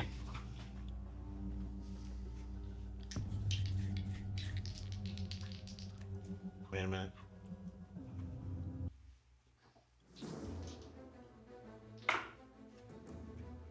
Okay. If I roll another nat 1 on this dice, I'm throwing it down. So you know, spending- just so you know, that's slower than my evasion. Does an 8 beat yours, Bubba? No. I'm gonna spend 2 hope, and I'm gonna cast Upsetting. Parallella. That's that spell where myself or an ally within close range, the next time that target makes an attack, they can hit an additional target within range that their attack roll would succeed against. You. Sick. I thought he was about to say So total he can party. hit more than one. Or you're hidden right now. He's hidden. Well, but it's also You can't see him though. It's within range. if you followed them out onto the road. Yeah. I would say it's like golden hour right now. So you'd find some shadows outside, but you'd have to go into like an alley or under a stair, like an exterior staircase up the side of a building or something like that. Okay. There's not gonna be any shadows like in the middle of the road. Right. They Now, have if to it- be within range. That's the only thing. What's the Whatever his attack range is. whatever the attack range. Like that's what I'm saying. Like his gun is like. Revolver. Far. Could No, I the gun is sh- far? Can I be in range for that and then shadow step? Absolutely. So Okay. so let me paint the picture. So as we're out on this street, I'd rather see if we can get 2 sneak attacks. it's No, it makes buddy. sense. it's lined with just like rickety kind of houses, shabby small structures. There are those like exterior like staircases that go up the side to an upstairs or a balcony or something like that. So you got shadowing under there. You said there was a cart, right? That they were on? Yes. And there was an ale barrel, right? Yes. Can I bamf into the shadow of the ale barrel? Under the barrel. cart you could, 100%. Under the cart. Yeah, sure. I'd say it's. Does it give you a distance max for shadow step? Let me see. On the card. Let me... I think it's within far range. Within far range. Then yeah. you're good, my friend. Okay. You could. So spend a stress if that's what you want to do. All right. If he's if you're gonna do that, who do you want to cast on, Bubba? If he's able to do sneak attack on one person, and then also that damage can happen on somebody else within range. Well, there's only one person on the ale barrel. Right. The 2 have ridden back to you, so they're at you now. They kind of went past. Actually, both of you need to kind of tell me how you dodge these horses. Play that out for me. Well, since you rolled a nat 1, Hard. Deckard's literally just going to sidestep. Yeah, I mean, right before it gets to you, he thinks he's got you. Just with hairline precision, you just kind of step over without being totally Yep. phased. Yeah, Bubba, he's got his walking stick in his hand, right? So he jumps up in the air and then pushes himself off of the ground with his walking stick. So he like jumps up and then goes like horizontal and then vertical again, then pushes up Amazing. and jumps over. Amazing. Actually. No, you sidestep. No, hold on. Too late. I'm thinking as far as like how I would respond to an attack with that. So as he like rolls by or rides by, I want to like try to like grab the horse and like throw myself up onto it behind him. Give me a strength check. Yes.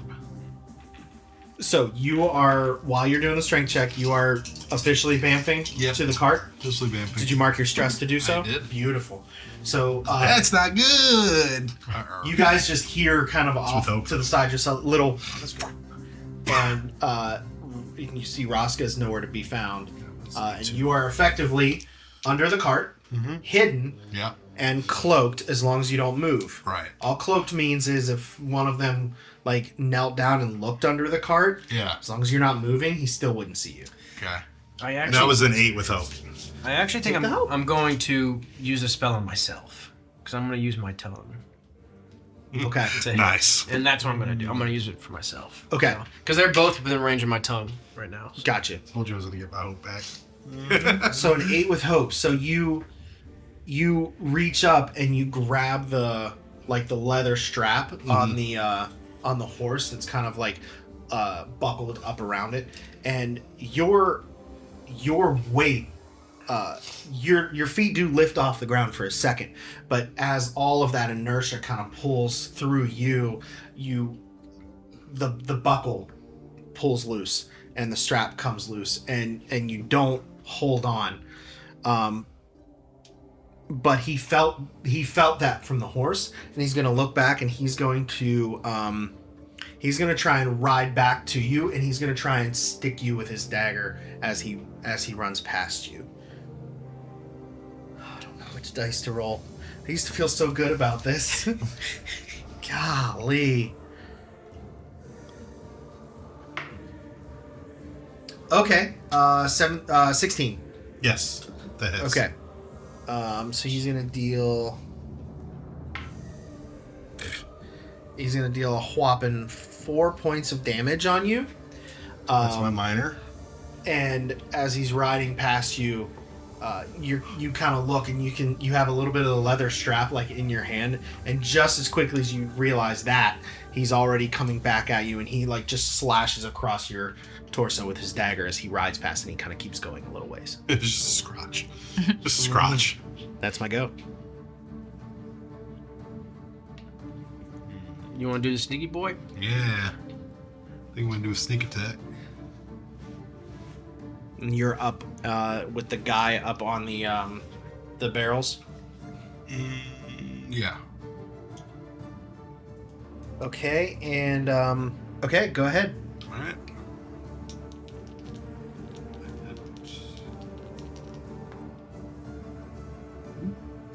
That is 21 with hope. Ooh, take that hoe. Very nice, Andy. And, Yeah, and buddy. that hits. So go ahead and roll for damage, and you add a d6 to your damage, right, per the sneak attack? 2 now, thanks to being a level 2 now. You sure it wasn't a crit, bro? Wow. Unless you could kill this guy right now. Looking at it. Oh, here it is.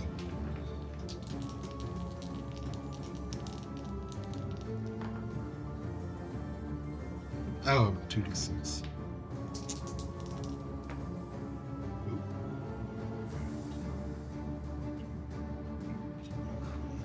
Plus 7, so 25. Damage? Yes. That was what the Very sneak nice. attack. Very nice. Yeah, that's his severe. Okay. That was with hope? No, that was the damage. Yeah, but the roll was The with roll hope, before though, was right? with hope, 20, yes. It was like Yep. a 21 with hope. Yep. Jeez Louise. Yep. Okay, I'm going to spend a fear really quick. The second guy that was on the horse who targeted you originally is going to ride up next to a building, and he's going to jump off his horse and climb up to the rooftop. Well, see, now they're out of range from each other. Now I can't tongue attack both of them. For the moment. You ruined it. Such is the game, man. Ruined it. For the moment. Maybe. He has a plan. Soiled it! What are the two of you doing? I was inside. I was just about to ask, is it okay if I run outside when I hear the gunshot? Absolutely. It's like, I can still conceive my ale. I was just waiting. I didn't have ale. I was at the bar. Oh, right. So I came out and I'm still looking at everything. Are you still dealing with Becky, or are you? No, I already yelled at Becky and told her go be a mom. Aw. So I get all mad at Becky, and then I start hearing the commotion outside, and I'm just like, I had one job. I'm so mad at Becky. So I walk out there. Would you say when I get out there, they're within melee range? No, I would say they're in close range. Because they're on horses. You can run into melee range as they... I want to run into melee range. Okay, what are you doing? First, I'm preparing. I'm taking in the scene because I don't know what's going on. Do you immediately want to act, Mozzie? Yeah. So you run outside and stop and look around. You just hear tink, tink, tink, tink, and Mozzie just, freaking Becky! And the horse that passed Deckard up is coming around for another, and you can intercept. You can kind of get Deckard and Bubba are kind of right outside here. Okay. So you could run up and intercept if you wanted to try and get within melee range. So would they of both be within close range of me? You think? the two guys? Bad guys, yeah. 30 feet. Say the guy on the rooftop's just outside that, but the other guy is definitely within 30 feet. Okay. So if I was to take a step over and be just inside 30 You could feet, close the gap with the guy on the roof if you want to, sure. and still be within range of that guy. The rooftop's about 20 feet off the ground, Okay. so you could close that gap, sure. All right, what do you want to do? So is it the horse that's next to me, or one of the bad guys? The guy that just hit Deckard with the daggers on his horse, turning around to ride back to Deckard. I hate to do this to the horse, but I want to try Cinder Grasp. Oh my god! I thought you were going to visual entangle the legs. No. Just figured out what you're having for dinner. I'm gonna All right. catch this horse on fire. So go. You have to make spellcast roll, right? Yeah. All right, go for it. Jeez Louise. Woke up and shows up. Oh boy. 21 with hope. Oh wow. Oh wow. So, hang on one second. All right. What do you do? Mozzie runs. You just like, Palpatine style? Mozzie runs, and she just kind of like puts her hand out real quick, and the flames just erupt from her hand. Like, almost, it's like a power she didn't even fully knew she had yet. It was Becky that brought it out. But also, it's a one, oh wait, no, it's a success, never mind. It's a 1d20 plus 3, so should I do that damage now?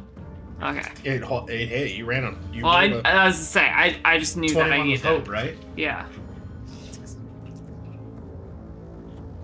So it's 19. Okay. It is an X Now, boss. anytime they act while on fire, they also must take an additional 2d6 magic damage. Are you aiming for the horse or the bad guy? The bad guy. Oh. I'm not trying to kill the horse. I just Okay, cool. All right. Very good. I that just was really wanted to do this spell for a very long time. once But again. the with horse hope, caught it is on fire, though, right? y'all's go. Probably. The horse caught on fire. I don't want to think about that though. I just want to think about the fact that I got the bad guy. Clorinda cares deeply about horses. So who am I? Who am I We're gonna close talk to? about this again. The guy The guy that's on fire. Guy that's on fire. All right, I'm not worried about him anymore. The guy who's climbing up. He's on the He's up on the rooftop now. It's like a flat rooftop. I'm gonna shoot him. Yeah. Nice. Okay. I'm gonna shoot him. Right in All that right, base. roll for an attack. Right, proper. I will. That is a 22 with fear. Okay, that definitely hits. All right. Roll for damage, baby. 2d6 plus 2. That is 11 points of damage. Okay. Amazing. So, right when you do that, I'm trying to just wound this guy. I want to keep him alive. fair enough. So let's say I would have been shooting at his like kneecap. Was aiming like at his kneecap. You take a shot, and you hear it echo, and you hear it come from behind, and it just splatters this blood across the rooftop, and he just falls to his knees basically. He's screaming from the rooftop. The guy at the ale barrel that you snuck attacked. Snuck a tote. He's gonna retaliate with his dagger, and he's gonna try and hit you.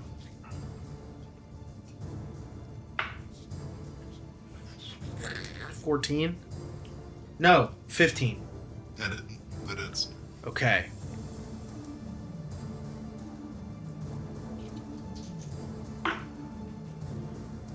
You're gonna take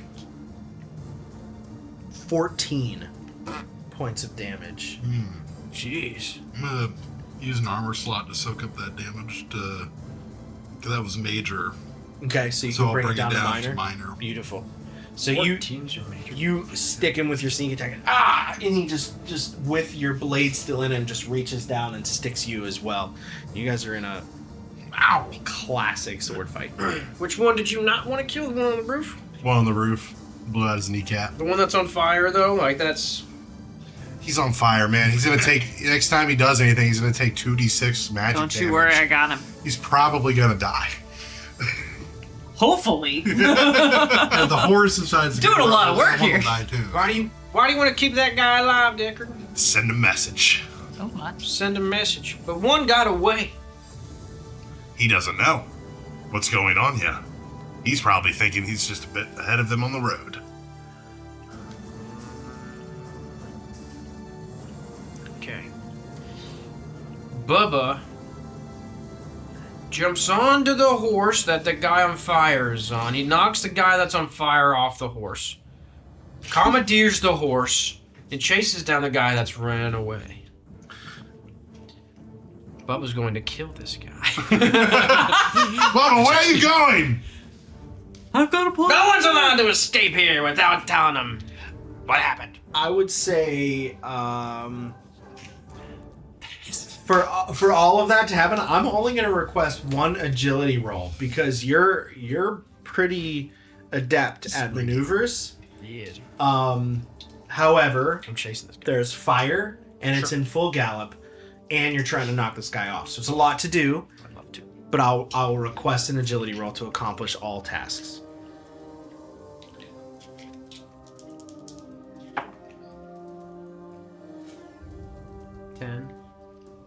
With take the hope. It's alright. Just one shot. As you I just had an awesome team up idea. Of course, after you roll. you manage It's alright. to jump up onto the horse. But the guy's on fire. Sure. Um, I get that. so as you reach up to throw him off, like his clothing, like his clothing has begun to like melt onto the seat. The word escapes me. Saddle. The saddle of the horse, and he's not budging. Like the pain is causing him to grip the reins tighter. You're now sitting with this man on fire. You said it's 2d6 on fire Yeah, plus. it's just 2d6. You both take 6 points. I'm not supposed to roll? Well, I guess you can. The only reason I rolled is because you're taking it too. No, it's fine. But no, go ahead and roll. See if you can beat a 6. Don't. No, don't I roll. didn't That's want my, to. 7. That's my minor. So we're gonna say we're 7. We're gonna say That's no. my We're gonna go major. with yours. No, we're gonna it's go your with yours. spell. It's your spell. No, You no, rolled so no, bad. No. 7 sounds good. We both take 7 points of magical fire damage. What a dumb idea. Just major damage. This is the whole problem. I just really want to do some of these spells, and then I do them, and there's always drastically hard consequences, like Becky. You succeeded beautifully. What do you want to do? Is do you he? want to Is jump he? off? Is he dead Congratulations. now? You've damaged us more than he has. I know. That guy's not dead yet. How is that guy not dead? I'm gonna stab him.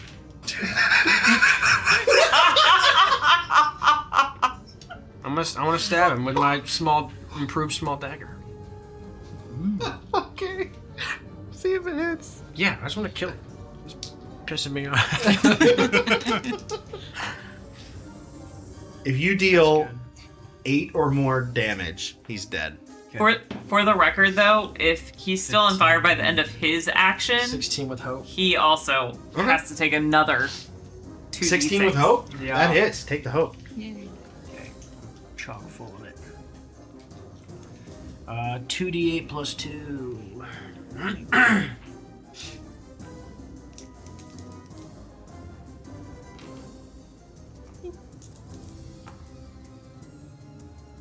That's going to be 11, 12, 13.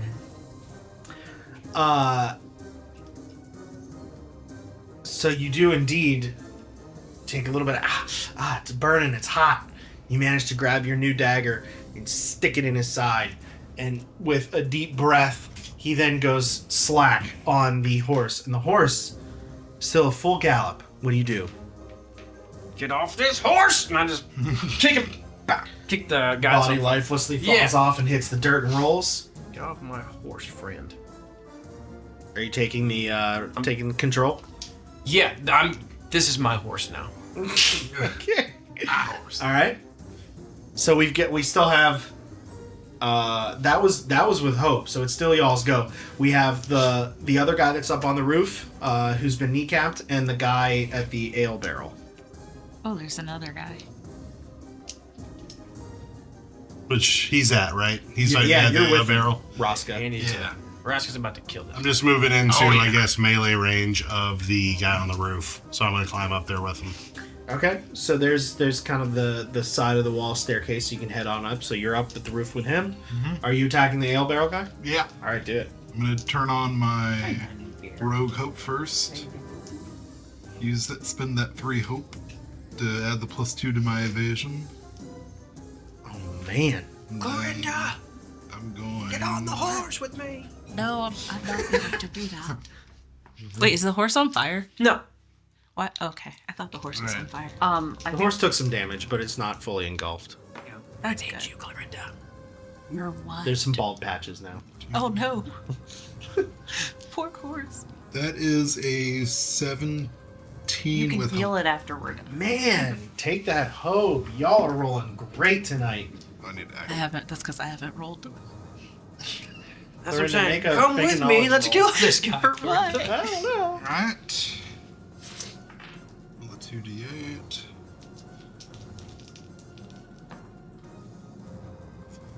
Let's say 12 damage. Come on. Dude's cracked, brother. Dude, I should have done that. He's one-shotted. Roska, what's it look like as you kill this guy? Ooh.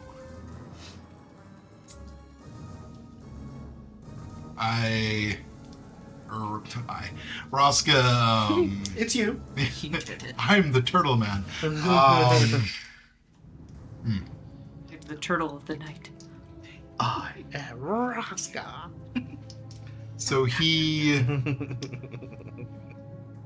so the guy stabs Roska in the Yes. side, and then as soon as he does that, he whirls around, takes advantage of that, and like hops up onto the hand that the blade is on, Okay. and then just flips over him and just stabs him right in the back with both blades. Wow. Cutlass and small dagger. And just straight down, and he Straight just down. Yep, pins him down. he just like goes stiff. Yeah. And as soon as you pull the daggers out or the blades out, he just falls down to the dirt. He's dead. You're on the roof. Yeah, so I walk up to the guy. Does he have like a dagger on his belt or anything that I can grab? He does. I want to grab the dagger and like stab his hand with it, pinning Okay. it to the roof. You do that easy enough. Stabbing today. Oh, I just do it. Oh yeah, you've already capped him. Okay. Yeah. Yeah, I mean, you would be capable enough. He's not fighting back Yeah. at the moment. So you grab the dagger off his belt and you pin his hand down to the rooftop. Gotcha. So I'm just gonna take a knee next to him and grab him by the hair and just yank his head back. I'm just gonna say, "Couldn't leave well enough alone, could ya?" I'd say the same about you. But punch him in the face. God, Who are you? I'm nobody. Bang his head into the roof. You want to try that again? I'm nobody. I don't think you understand. You're Becky's nest. Oh yeah, 100%. You can see Becky's just. Okay, I'm gonna. Since Becky is still communicating with me, yeah. no matter what, until long rest, I'm gonna go, Becky, go poop on its head. Help Deckard. You just see this like wonky bird fly. And I just swat the bird away. Oh. Never mind, he Slides doesn't down the need wall. help. Your vision goes dark. She had a baby. Now. Who are you people? We're taking up camp in the area. Okay. Why are you bothering these people? I don't know. They're an easy target. They have ale. Ah, bandits, huh? Bandits. Don't act like you're above us. Oh, friend, I never said I was above you. Matter of fact, I'm more of a monster than you can believe. So, here's what's gonna happen. How many of you are there? I don't know, less than a couple dozen. Less than a couple dozen. Bubba turns around. So, less, less than 24 then? Yeah. I don't know, 12 to 15 of us. I don't know. Numbers 12 change. to 15. I don't know. I think you might want to come up with something a little bit more exact than that. And I'm just going to put the tip of the saw cleaver to his throat. It's not the numbers you got to worry about. Oh? Oh, yeah. What is it that I have to worry about? Leaders are gonna get a kick out of you. Oh, I'm sure they will. But why don't I go ahead and send a message to them then? Shall I? Tell them where we are. Please. I'm more than happy to meet them. Deckard is going to let go of his head and kind of stand up and turn his back to like the road, I guess, if we're like on the roof. And like, are they all like on the road essentially? Yeah, they're The down town. below you, yeah. And he's going to stand up above the guy. And he's going to do something that terrifies this guy. Okay. I'm not going to say what it is. Yeah, because you guys, all you really see is just some blood running down the side of the building, and you hear some words being exchanged, but no. All I see is darkness because of Becky. Yeah. Yeah, you just... okay. And he almost... After you do it, he's got like one eye that's swollen shut. I mean, he's bloodied and beaten. My options are whatever you are, and the wrath of my leaders. I'm gonna spend a fear. I take neither. And he's gonna leap. Does he rip the dagger out of his hand? Yeah. Yeah. Yeah, he leaps, and his hand, the dagger rips. Oh, I love that. Through the dagger's still stuck to the roof, and you just see blood and flesh stuck kind of around it. Stuck to the rooftop. And you all see this man, after a few minutes of words exchanged with Deckard, leaps to his death and hits the road. He's a real one. Can I dive and catch him? Today. By the time you even see what's going on, he hits the dirt and is dead. Deckard's just gonna wipe the blood off from his knuckles on his coat, straighten his jacket up a little bit, top hat, take off his monocle, smudge some blood off of it, put it back on. Well then, so much for the message, I guess. You head back down the street. Yeah, I head back down to the street. Okay. Bubba, you should shout the message to them, maybe loud enough, and they'll get the point. For the one that's running away? Yes. What accent was that? Welcome to my world. Alright, Bubba's chasing down this guy. Rosk, you want to get on the back of this horse with me and track this boy down and finish him off? Aye. I try to like scoop. Like he's like facing me, right? Because I haven't Oh, gotten yeah. to that barrel yet. So I put my arm down and Roscoe like links up and then he swoops around and sits behind me. You land on the horse, the two of you ride off into the sunset. Oh, that's beautiful. Love that. And you the guy that kept going heard the gunshot, has been around long enough to know he just needs to get back to camp and report. And so you guys take off, and you within a few minutes. Sorry, while he's trying to catch up, I'm gonna mark a stress and actually go as a hawk Okay. and take to the sky to follow them at a distance and just see if they didn't catch him. I just wanted to make sure that we could still keep tabs on where they're Okay. Right on. Can we see signs of him? Like where he Oh, for sure. Like you see a lot of the dust kicked up. You see horse tracks, and eventually, once you're kind of out of the main area of the town, there's a road that splits off, heading toward the tree line of the Summerleaf Pines. And the tracks head off that way. You do see him up ahead. You could catch up if you wanted to, or you can see clearly the direction he went. We can see where he went. Which direction? Yeah. Towards Summerleaf, yeah. We can catch him. Yeah, let's do that. Okay. Okay. So, as you head closer into the forest, he It's not long. Like, the landscape has now changed. It was dusty, dirty, out in the fields. Now that you are in the forest, it's a lot more humid, a lot more moisture. Not unlike what you might be used to from back home. It's green. You see the man on the horse is galloping, and he kind of turns and looks back, and he sees the two of you, and he pushes harder. He's riding faster, and he comes up to what looks like just a raging river in the forest, and a very rickety footbridge that is across the river. They've taken this many times. You can see like there's been some like fastening on either side, and some like the newer rope, but the boards are still old, and the river is cooking. And he manages to narrowly get across the bridge. Seeing this up ahead, what do you guys want to do? He got across the bridge? He made it across. Poop. I was gonna cut the bridge. And you can see the bridge is like moving up and down. It's got a lot of give to it.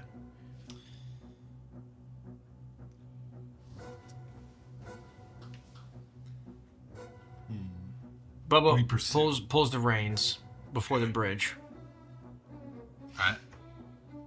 I have an idea. Alright. He pulls the reins, comes to a stop. The guy, he's gone, right? He's on the other side of the river. Yeah, Other side. he's made some headway. We can still see him though. Like see where his trail. Yep. Yeah, I mean it's pretty dense forest, so this road looks pretty singular. Yeah. Raska, I got a fear that their camp ain't too far from here. Aye, it's pretty close, I'm sure. Might not be a good idea for just two of us to go in there by ourselves. Certainly can. That being said, what I think's a good idea is you to hide. And we kill them in their sleep, huh? Yeah. Yeah, you hide, and what I can do now, because I can kind of turn into kind of anybody, right? I can change my appearance and my clothes. I mean, shoot, I know what those guys look like back there, those bandits. I mean, they're dead, and that boy don't know that all of his friends are dead. I too have a disguise. That's right, you did. That mop head, ain't that right? Sure, Did that he you know last that he night, was yeah. that you guys were following him? I'm sure He had spotted you. Yeah, he just a turned. little He bit turned his ago. head and Yeah. Yeah, he went was cooking. faster. Oh, he might just think that we turned around and left. I don't know. What do you think? That's something. Or you just want to head? Yeah, let's, I know we can. I'll leave it up to Let's- you. You got a little bit more. let's go back and regroup with the others. Go back and read. Tell them where camp might be. Okay. Then pillage them blind. You crazy. Ah! I like that. Echoes. I'm about to say, if they could hear that, then Right. Now they're terrified. Oh, your dreams. All right, we can turn around. So you guys head back. Raska, Bubba. Head back. Back in town, you come back down to street level. The ribbit comes rushing out from the saloon. That was amazing. I've never seen anybody stand up to them before. I made a terrible mistake. I'm sorry. I thought that you were all with them. I can see why. Not sure I understand why. We don't look anything like them. No, but we don't look like anything. We don't look like anybody else here, either. That's fair. We gotta stand out. You do, yeah. But, well, I can see that we have you to thank, although can't help but worry for the town. They were already so difficult and violent. I fear that this might just make things worse. Although for the moment, we can maybe all relax a little bit. No, they will definitely retaliate. I'm sure about that, and they are less than 24 from what I was gathered from a friend here. Splat. Call him Splat. Yeah. But, about 12, 15. He said his leaders are very, very powerful, but so are we. Perhaps we devise a plan, a trap or something, because I'm sure we will see them tonight. We've never seen the leaders. They always send the lackeys here to do their dirty work. They've never ventured into town themselves. I don't even know what they are, to be honest. Doesn't matter what they are. Fact is, they think they can do whatever they want with you. We're not going to let that stand. That has been clear. We've been dealing with this problem long enough. Sir, what is your name? Who do we call you? My name is Deckard, but we are the Vale Wardens. And as soon as you say that, these two ride up to rejoin. Well, you have my deepest thanks. Can I treat you all to another ale? We must talk. Someone say ale? Right on time. Whoa, easy, Ocean Wafer. That's the name of the horse now.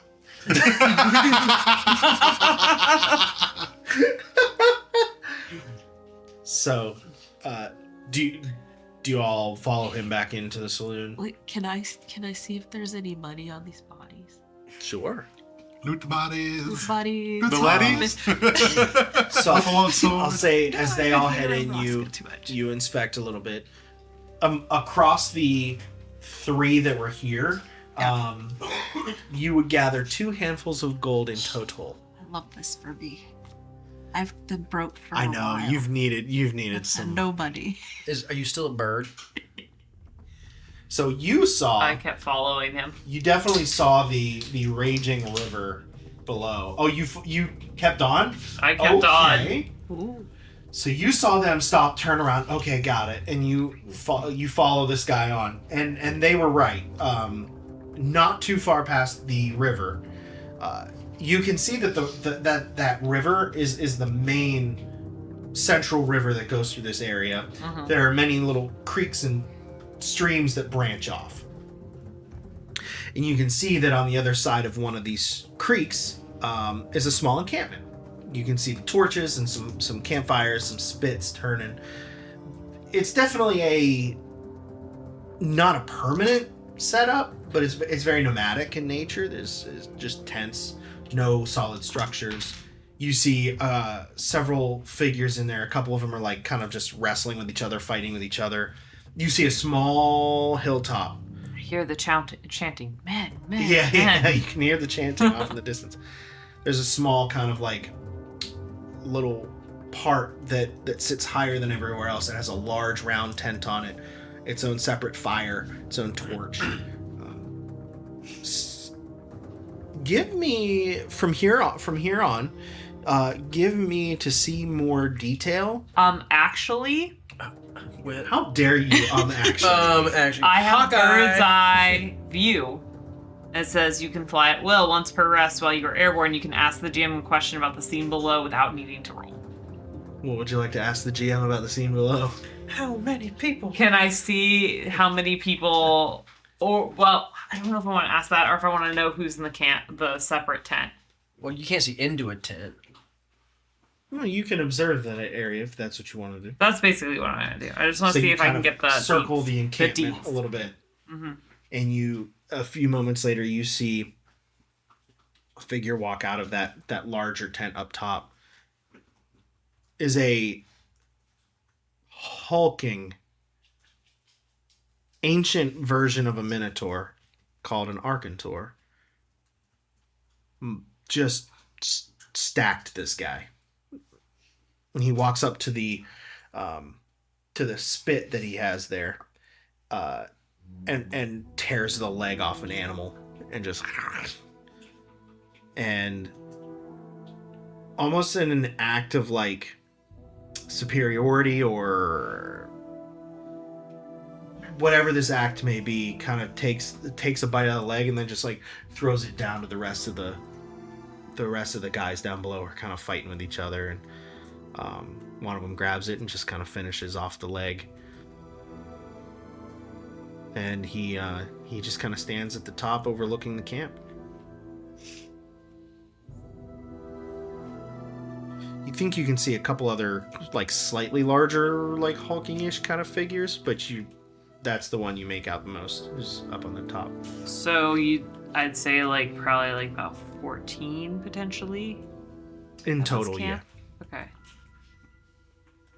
I'm not gonna get close, but I'm just gonna find a branch, and I'm just gonna watch for a little bit longer before I head back with everybody else. Okay. Minute goes by, and the guy on the horse shows up at the camp. He jumps off the horse and runs through the camp and up like a little path that then comes back around, and he's leading him up on top.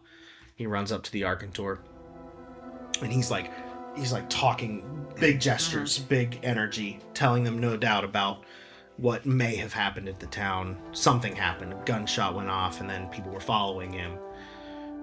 The Arcantor just gets really frustrated, grabs him by the throat, lifts him up, walks up to the edge of the, like where he threw the leg down, and just throws him down with the rest of the dogs, and goes back to his business. What do they do when he gets thrown down? Nothing. He just gets up and joins the rest of the pack of guys. Oh, so he didn't die or anything. No. I thought for a second this No, was it's like just a clear car, that this a cannibal kind of situation. No. This Arcantor is just above everyone. Someone's put him in his place. And he kind of starts to... Yeah. You see him turn and like say something in the direction of in the tent. But you don't see anyone else.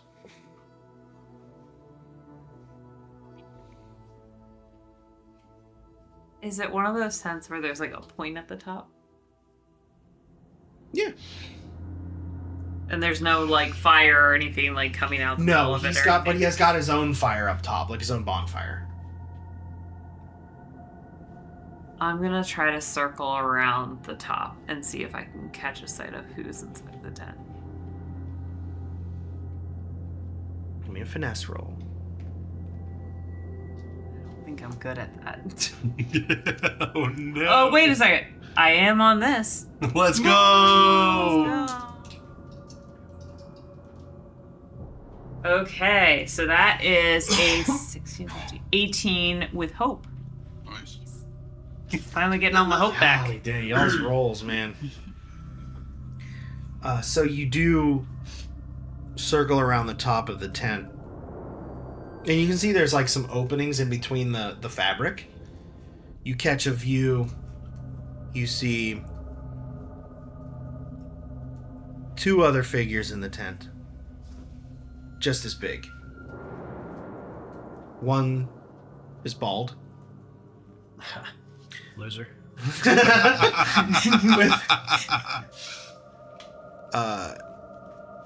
with what looks like a human bone, like pierced through his nose. All right. He want me back. That's fine. The He's other cool again. The other is a That made him cool. even more unusual looking figure, like the Arcantor. This is a Minotaur. All the strength of a Minotaur, but he has gold-plated tips at the end of his tusks. Minotaur. Love that. Mm. And they're sitting in the tent, and when he turns to say something, they both quickly stand up. But they don't exit the tent yet. I can't hear, really. No. There's so much riling noise going on down below. Alright, I start to fly back. Okay. Jeez. So you head back to the town. And you all have gone back in to the saloon I eat back in my way. with Gibbs. Just kidding. And so you all walk in. You all take your seats once more. That same server that originally poured you some ale, she comes over. Body language is totally different. She doesn't scurry away really quickly. She pours you all a tall ale. She says, thank you. And she just kind of backs away humbly. Mozzie, do you enter when you get back? Yeah. Okay. So you all... As Bird Mozzie or No, I Mozzie? So Mozzie comes walking in. Do you fill them in right away, or do you want to take your seat and listen? I kind of tell them everything I saw.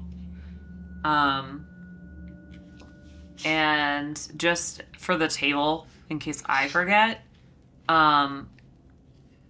it said on here that if anybody asks anything about the information or asks a question that they have to do a roll for, you guys actually gain advantage on the next roll.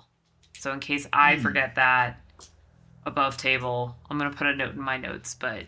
Wait, this is an ability of yours? Yeah.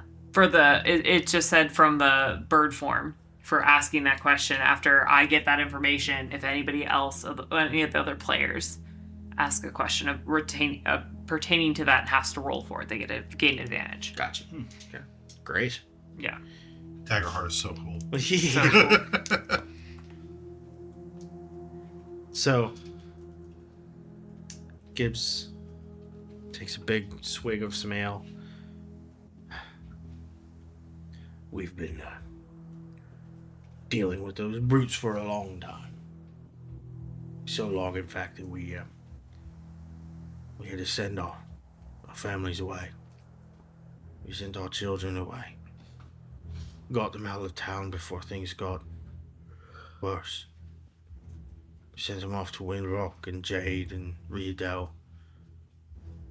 Wherever we could get them out of here. Well, sorry for kicking the hornet's nest, but It had to come to an end. One way or another. We can't fight these people. we can, but not that many. I'm sorry. Can I have a moment with them? Of course. When he walks away, Shuffles off. I don't know if they should stay here. What I just saw, they're dangerous. There's something not right there. And now that they know that we're here, I don't see them just letting them go. I think we're gonna need...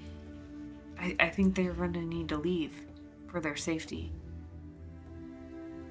Do you think we can convince them to do that? I mean, they sent their families away. They've been without them for so long. I think at this point it's safer for them to shut down the town than it would be to stay. How far is the beacon from us? It's so where they rode towards Summerleaf Pines was kind of like a western tree line entrance to the pines. If you were to come back out the front of the town and go east to where the front of the forest is, the span beacon's kind of between the valley and the forest. So if you were to come out the front of the town and head east, you would get to the span beacon, I don't know, half a day's journey, half day's walk. So you could see it from where you were before you got to the town. So you're closer than you were, but you just have to go east a little bit. Yeah. I mean, they can't fight. They're older. I don't know if they could be safe here anymore. Oh, they might not be able to fight, but they could We can teach cause... them. That's true too. I mean, we could give them a choice, right? They could stand up for their town and fight with us, or they could leave. I wouldn't blame them either way. But if they can't fight, maybe they could be a distraction. Maybe we could. This kind of sounds bad, but maybe use them as bait. I don't think that we should do that, Bubba. I don't think that's right. The way Mossy described it, if they lost their leaders, I don't think the others would fight. Potentially. Or We kill them in their sleep. also a good plan. I don't know if they sleep. But I would highly expect them to march on the town this evening. Should we send them away ahead of us? We could try. I just don't know if they'd make it if anything happened. I mean, you can tell them about the tower we were at. Tell them to go there for now. That's a good idea. But we need a plan. Other than these people. If we are to survive. We cannot fight that many people. We booby trap the town. We're in the middle of it. They run into the pitfalls. Take out most of them. We wipe out the rest. Do we have enough time to do that? If we have time, I could take them to the tower and then meet you guys at the beacon. We don't have to fight them if we don't need to. Do you think they would go after them to the tower? I don't know. They would certainly follow the tracks. We cannot hide that many tracks. These people are old. They don't move very well across land. It's just how it is. I just look over and I'm watching like this old man like drag his cane across the saloon, and I'm just like, That's so sad. and like there's this little old lady sitting all hunchback drinking at the bar. I mean, they ain't got much time left anyways. I mean, might as well go out and Bubba, What? I'm just saying. when you get old, you're There gonna is want something to be somebody said fight about for dying you. with glory. Nah, thank you, Deckard. Jeez Louise. But- It's like I said. The worst thing imaginable. Booby traps. That is a good idea. Yes. If Kevin McAllister, a child, can break an entire house in 2 hours. Yes. Yes. Yes. Blowtorch. Well, then I guess we could look around and see what materials we have available to us. Yes. Well, it's gonna be tough, man. If we're gonna be setting booby traps, we're gonna have to gather all the women. Not the time, Bubba. That took me way too long. I don't even want to respond to that. I'm not sure I understand why you would say that, but Clorinda, I'll explain to you later. I'm assuming it's a joke. Yes. I You're am assuming correctly. I don't have them. deadly but I understand. serious. I don't know. What other form of booby trap is there? Like a siren song. They draw you in. No. A trap. Put a bear trap on them. A physical trap. I could become a bear again. Ooh. That was fun last time. We need to dig a pit. Pits are always good. Pits. Would be Pits are good. I mean, there's woods around here. We could sharpen some sticks, and I mean, if they fall in. Gibbs, come over here. Yeah. We need Even to talk slow. set traps. They are going to march on this town, presumably. Okay. Do you think that we're set up to do so? Can you sharpen wood? We could try. Y'all know how to whittle, Good lord, right? man. Wait, Can I, how much alcohol is in this town? please, if I may, it seems like you are all somewhat used to this. We're not. We sacrificed sending our own families away to cities they've never been so that we could preserve the best of us. Let me show you. And he walks over and he pulls one of the curtains aside that's on the window, and on the beam, support beam next to it, you see forage arms, McHawker, which is his last name. My family built this whole town. We are here. And here's us. We haven't lost any hope that our children and grandchildren will run these streets again safe, happy. I cannot risk what we have left, what we haven't already lost. I implore you, take the fight out of this town. But end this fight, and you can have whatever you want. So we certainly cannot just walk into the middle of a bandit camp. That is suicide. I wouldn't send you to your demise that way. We have a defensible position here. Well, I don't think they'd see us coming, though. They're surrounded by woods. I cannot willingly see the destruction of my family's town. You must understand this. And you understand if we fail, you're next. There will be no more town. No one else to save you. There must be another way to ensure that you all remain unhurt, and we can bring our town back.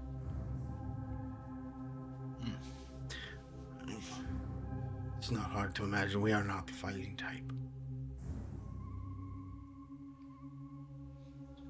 All right. Raska, Bubba, did you see anything on the way there we could use? Anything at all? Well, technically, yeah. I mean, there was a bridge and a pretty big river. They had to get over the bridge. Right. If there was a way we could destroy that bridge, make sure no one could leave that area, maybe we could pick some off one by one. Yeah. And then maybe wither the numbers down. Break the bridge when some are on it. Aye.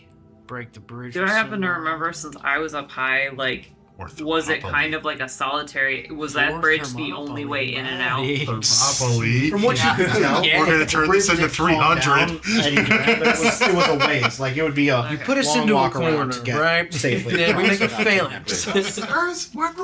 I mean, if we did break down the bridge, that's like their longest, like it's the quickest way for them to get to and from town. It's a good start. At least delay them. And then we fight like Spartans at Thermopylae. Yes. I don't know what that is. That was above table. I know. Still true. That's also Regine telling you that I just. Yeah, that was totally She doesn't Regine know saying that I've never watched that one. history. That's okay. Gerard Butler. Yay. Yay for him. Spray painted abs, though. That's what they did for all those guys. That's fine. In the movie. Yeah, but their profession was, oh. Men. Yeah, the original. Yo, geez. We just set it on fire. The bridge. I will say it's getting late on in the evening. Yeah. Night will be falling relatively soon. We're going. Let's go. We Is there gotta any go. way that I could get has anyone got the ability to heal me a little bit? I do. Is that What do something you you need? could do without? What do you I've need? only got one marked, so I'm okay. What for do now. you I've got 2 health, please. Do you have to like mark a stress in order to do that? Hey, God, I gotta check. I have so many things I could do. If you have to mark a stress, I can get rid of that stress. I would like to get rid of some stress. I can do that also. How much stress do you got? I got 2 right now. But I'm gonna need more, because if we're gonna go into a fight, I use so much stress. I just use hope. Of course, I should just wait till after whatever we do, because it's probably more Oh, than wait, I likely have gonna life be- support too. Wait, that's also hope. Well, I can give I you. can do healing hands. I don't think we're going to be having a downtime tonight. So, Why don't I just do mending touch? I mean, whatever you think's best. I'm not like that hurt, but I've been better. You're missing 2, you say? Yeah, I'm a little bit burnt. My hands are a little crispy, and might not have been the best idea to jump on that. Clorinda walks over and like very lightly touches Bubba on his shoulder, like with one finger, and says, "Well, Bubba, I find that you might have heard from some of our companions that if I learn a little bit more about you, I can optimize the spell and help you even more. Is there anything that you can tell me about yourself?" Yeah, I mean, there's a lot I could tell you. I mean, something like that you don't know about me, right? Correct. Yeah, I could do that. I guess one thing that I could say, but back at home up there in the Whitmans, you know, I wasn't, you know, the most popular guy. You know, I kind of kept to myself, did my job if I had to. I've kind of come out of my shell a little bit being out here on the road. Yeah, if I were to go home now, I don't think they'd even recognize me. They'd say, who's that? Who's that coming in? I'd say, hey, it's me, Bubba. They'd say, hey, Bubba. They wouldn't know who it was at first, though. I wasn't always this outgoing. I guess, if that helps. I find that fascinating to a certain degree. A certain degree, yeah. Okay, you can heal 2. You can heal 2. Clorinda walks away and thinks about writing down the information, but then just closes her notebook. Excellent. Well, I suppose we must be off. You had to use a hope for that? Yes, but I'm about to use my prayer die to get one back. You said your name was Decker. Yes. Peculiar. Will you come with me, please? Just me. You're all welcome to come along. Okay. All right, lead the way. Mozzie, might as well just stay here. Oh, okay. Yeah, Mars, let's stay here. Let's enjoy these drinks. He leads you to the back of the room. Just next to the bar is a small wooden door. Opens it, and he walks through and leads you down just a very narrow, rickety staircase, down a couple stairs here, and then it turns and down again into the saloon basement. Sketchy. In the basement, I thought that name sounded familiar. Might be some things in here you might want to see. I'll leave you to it. and he's gonna head upstairs. As you look around, it's a very small, concrete-lined basement. And you see what looks like a small, cot set up against the wall. The sheets have been cleaned to the best of their ability, but there's quite a bit of just old, dried blood. The sheet was once white with, little blue stripes. It's clear that this town used to really care. Some blood stained on the sheets from who knows how long ago.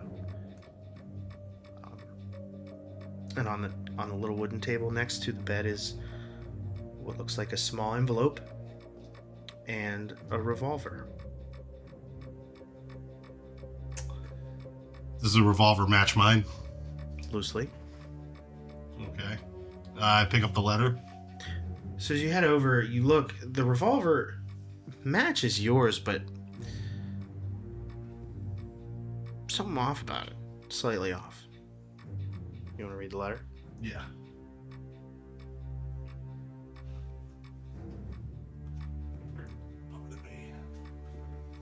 Sick. Jeez Louise. Yo! He's like, no, just throws him to the fireplace. I don't want to mess it up, bro. Well, show the class before you rip into it. So, I know. I'm very, Yeah. very, Isn't that very cool? The excited Hunters about Guild this. logo. Just so you know, we've been Nice. desperately There is looking a- at updates on There this is a letter weeks now. with the Hunters Guild logo on it in wax. Dude, that is so sick. I love that. We are extra here at Ravens Keep Industries. Trying to do it without wink. destroying the You're wax good. seal. There we go. Nice.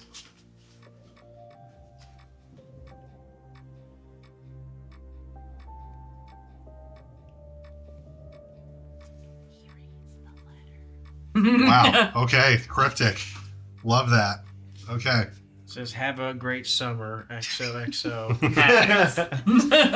The Wither Mother and the Wither Muck family. Last known location, Cytheria, the Mossway. Do I know what that means? Does Deckard know what that means? You would recognize this because you've written them yourself. This is an anonymous hunter drop. Yeah. Okay. The Mossway. Well, if you survive the night, I've got a contract. Upon further inspection, you notice there's something sticking out of one of the bullet chambers in the revolver. And you see a small piece of paper rolled up, shoved within one of the empty bullet hole in the It's chamber. a twofer. It's a twofer. Yo, sick. Then place this card in. Nice. Cool. That'll be fun. Nice little surprise for the table. Oh. Did What? look at every corner of that card. Look how proud he is. Look at his face. He's like, look at the corners of my life. Corners. Now look at under candlelight. There's a hidden message inside the paper. There's a black Yeah, light. right. Put a black light underneath it. Did you notice the bottom line? Lemon juice.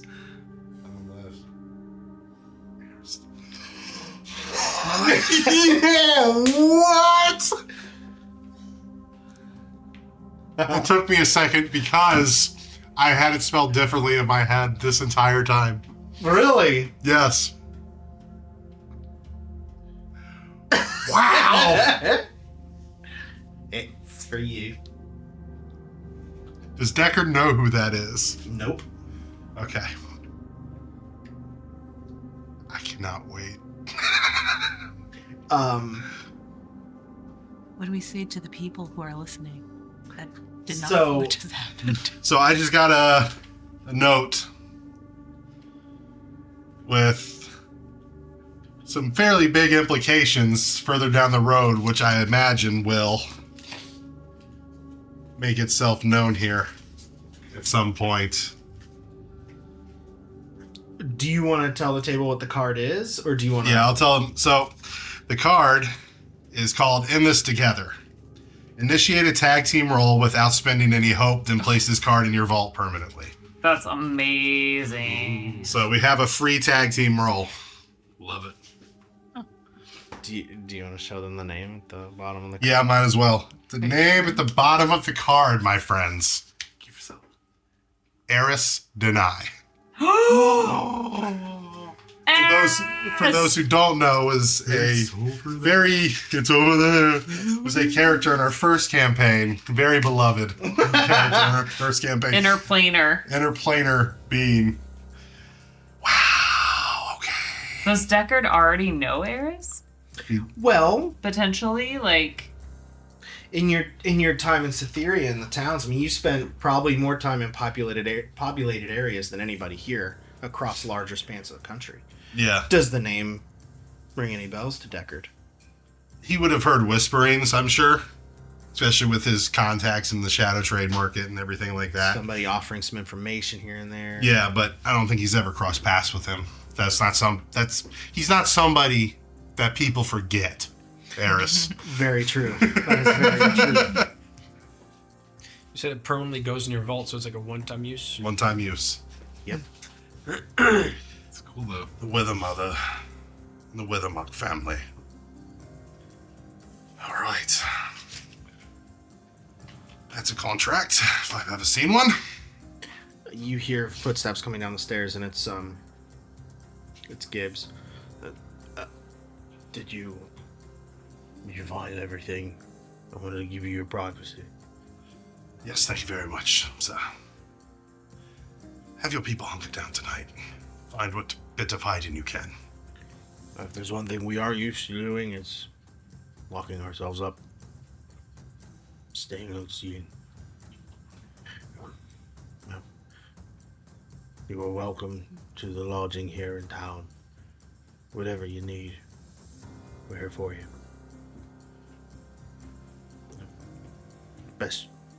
let's lock in for the night. Yep. Be safe. You as well. He shuffles up the stairs. So, what do y'all want to do? I'm just very tired. Yeah, how are we feeling? I'm good with whatever everyone is. I'm chilling. We can ride off into the night and go after the bandit camp and the river and all that. Or we can leave it here and pick up there next week.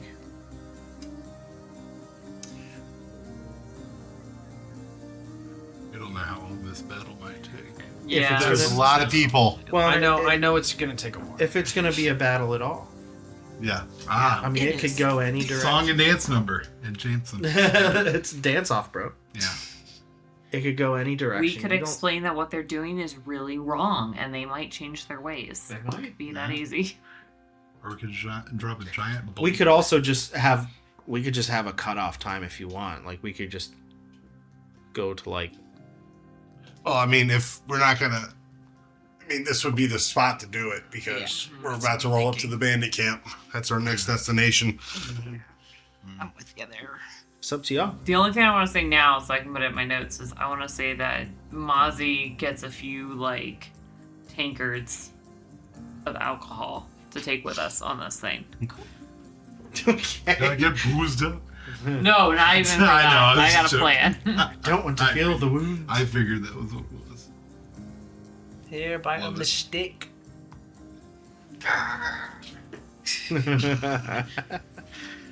So, do we want to leave it there for this week? I would appreciate that. Let's do it. So, as you head upstairs, a little quiet, a little reserved. You see your companions readying themselves to head off into the dark for either a bloodbath or a quick solution. Or maybe they're one and the same. But we will pick up with that next week. Thank you for joining us on this week's episode. Listen in next week as we continue on our Daggerheart adventure.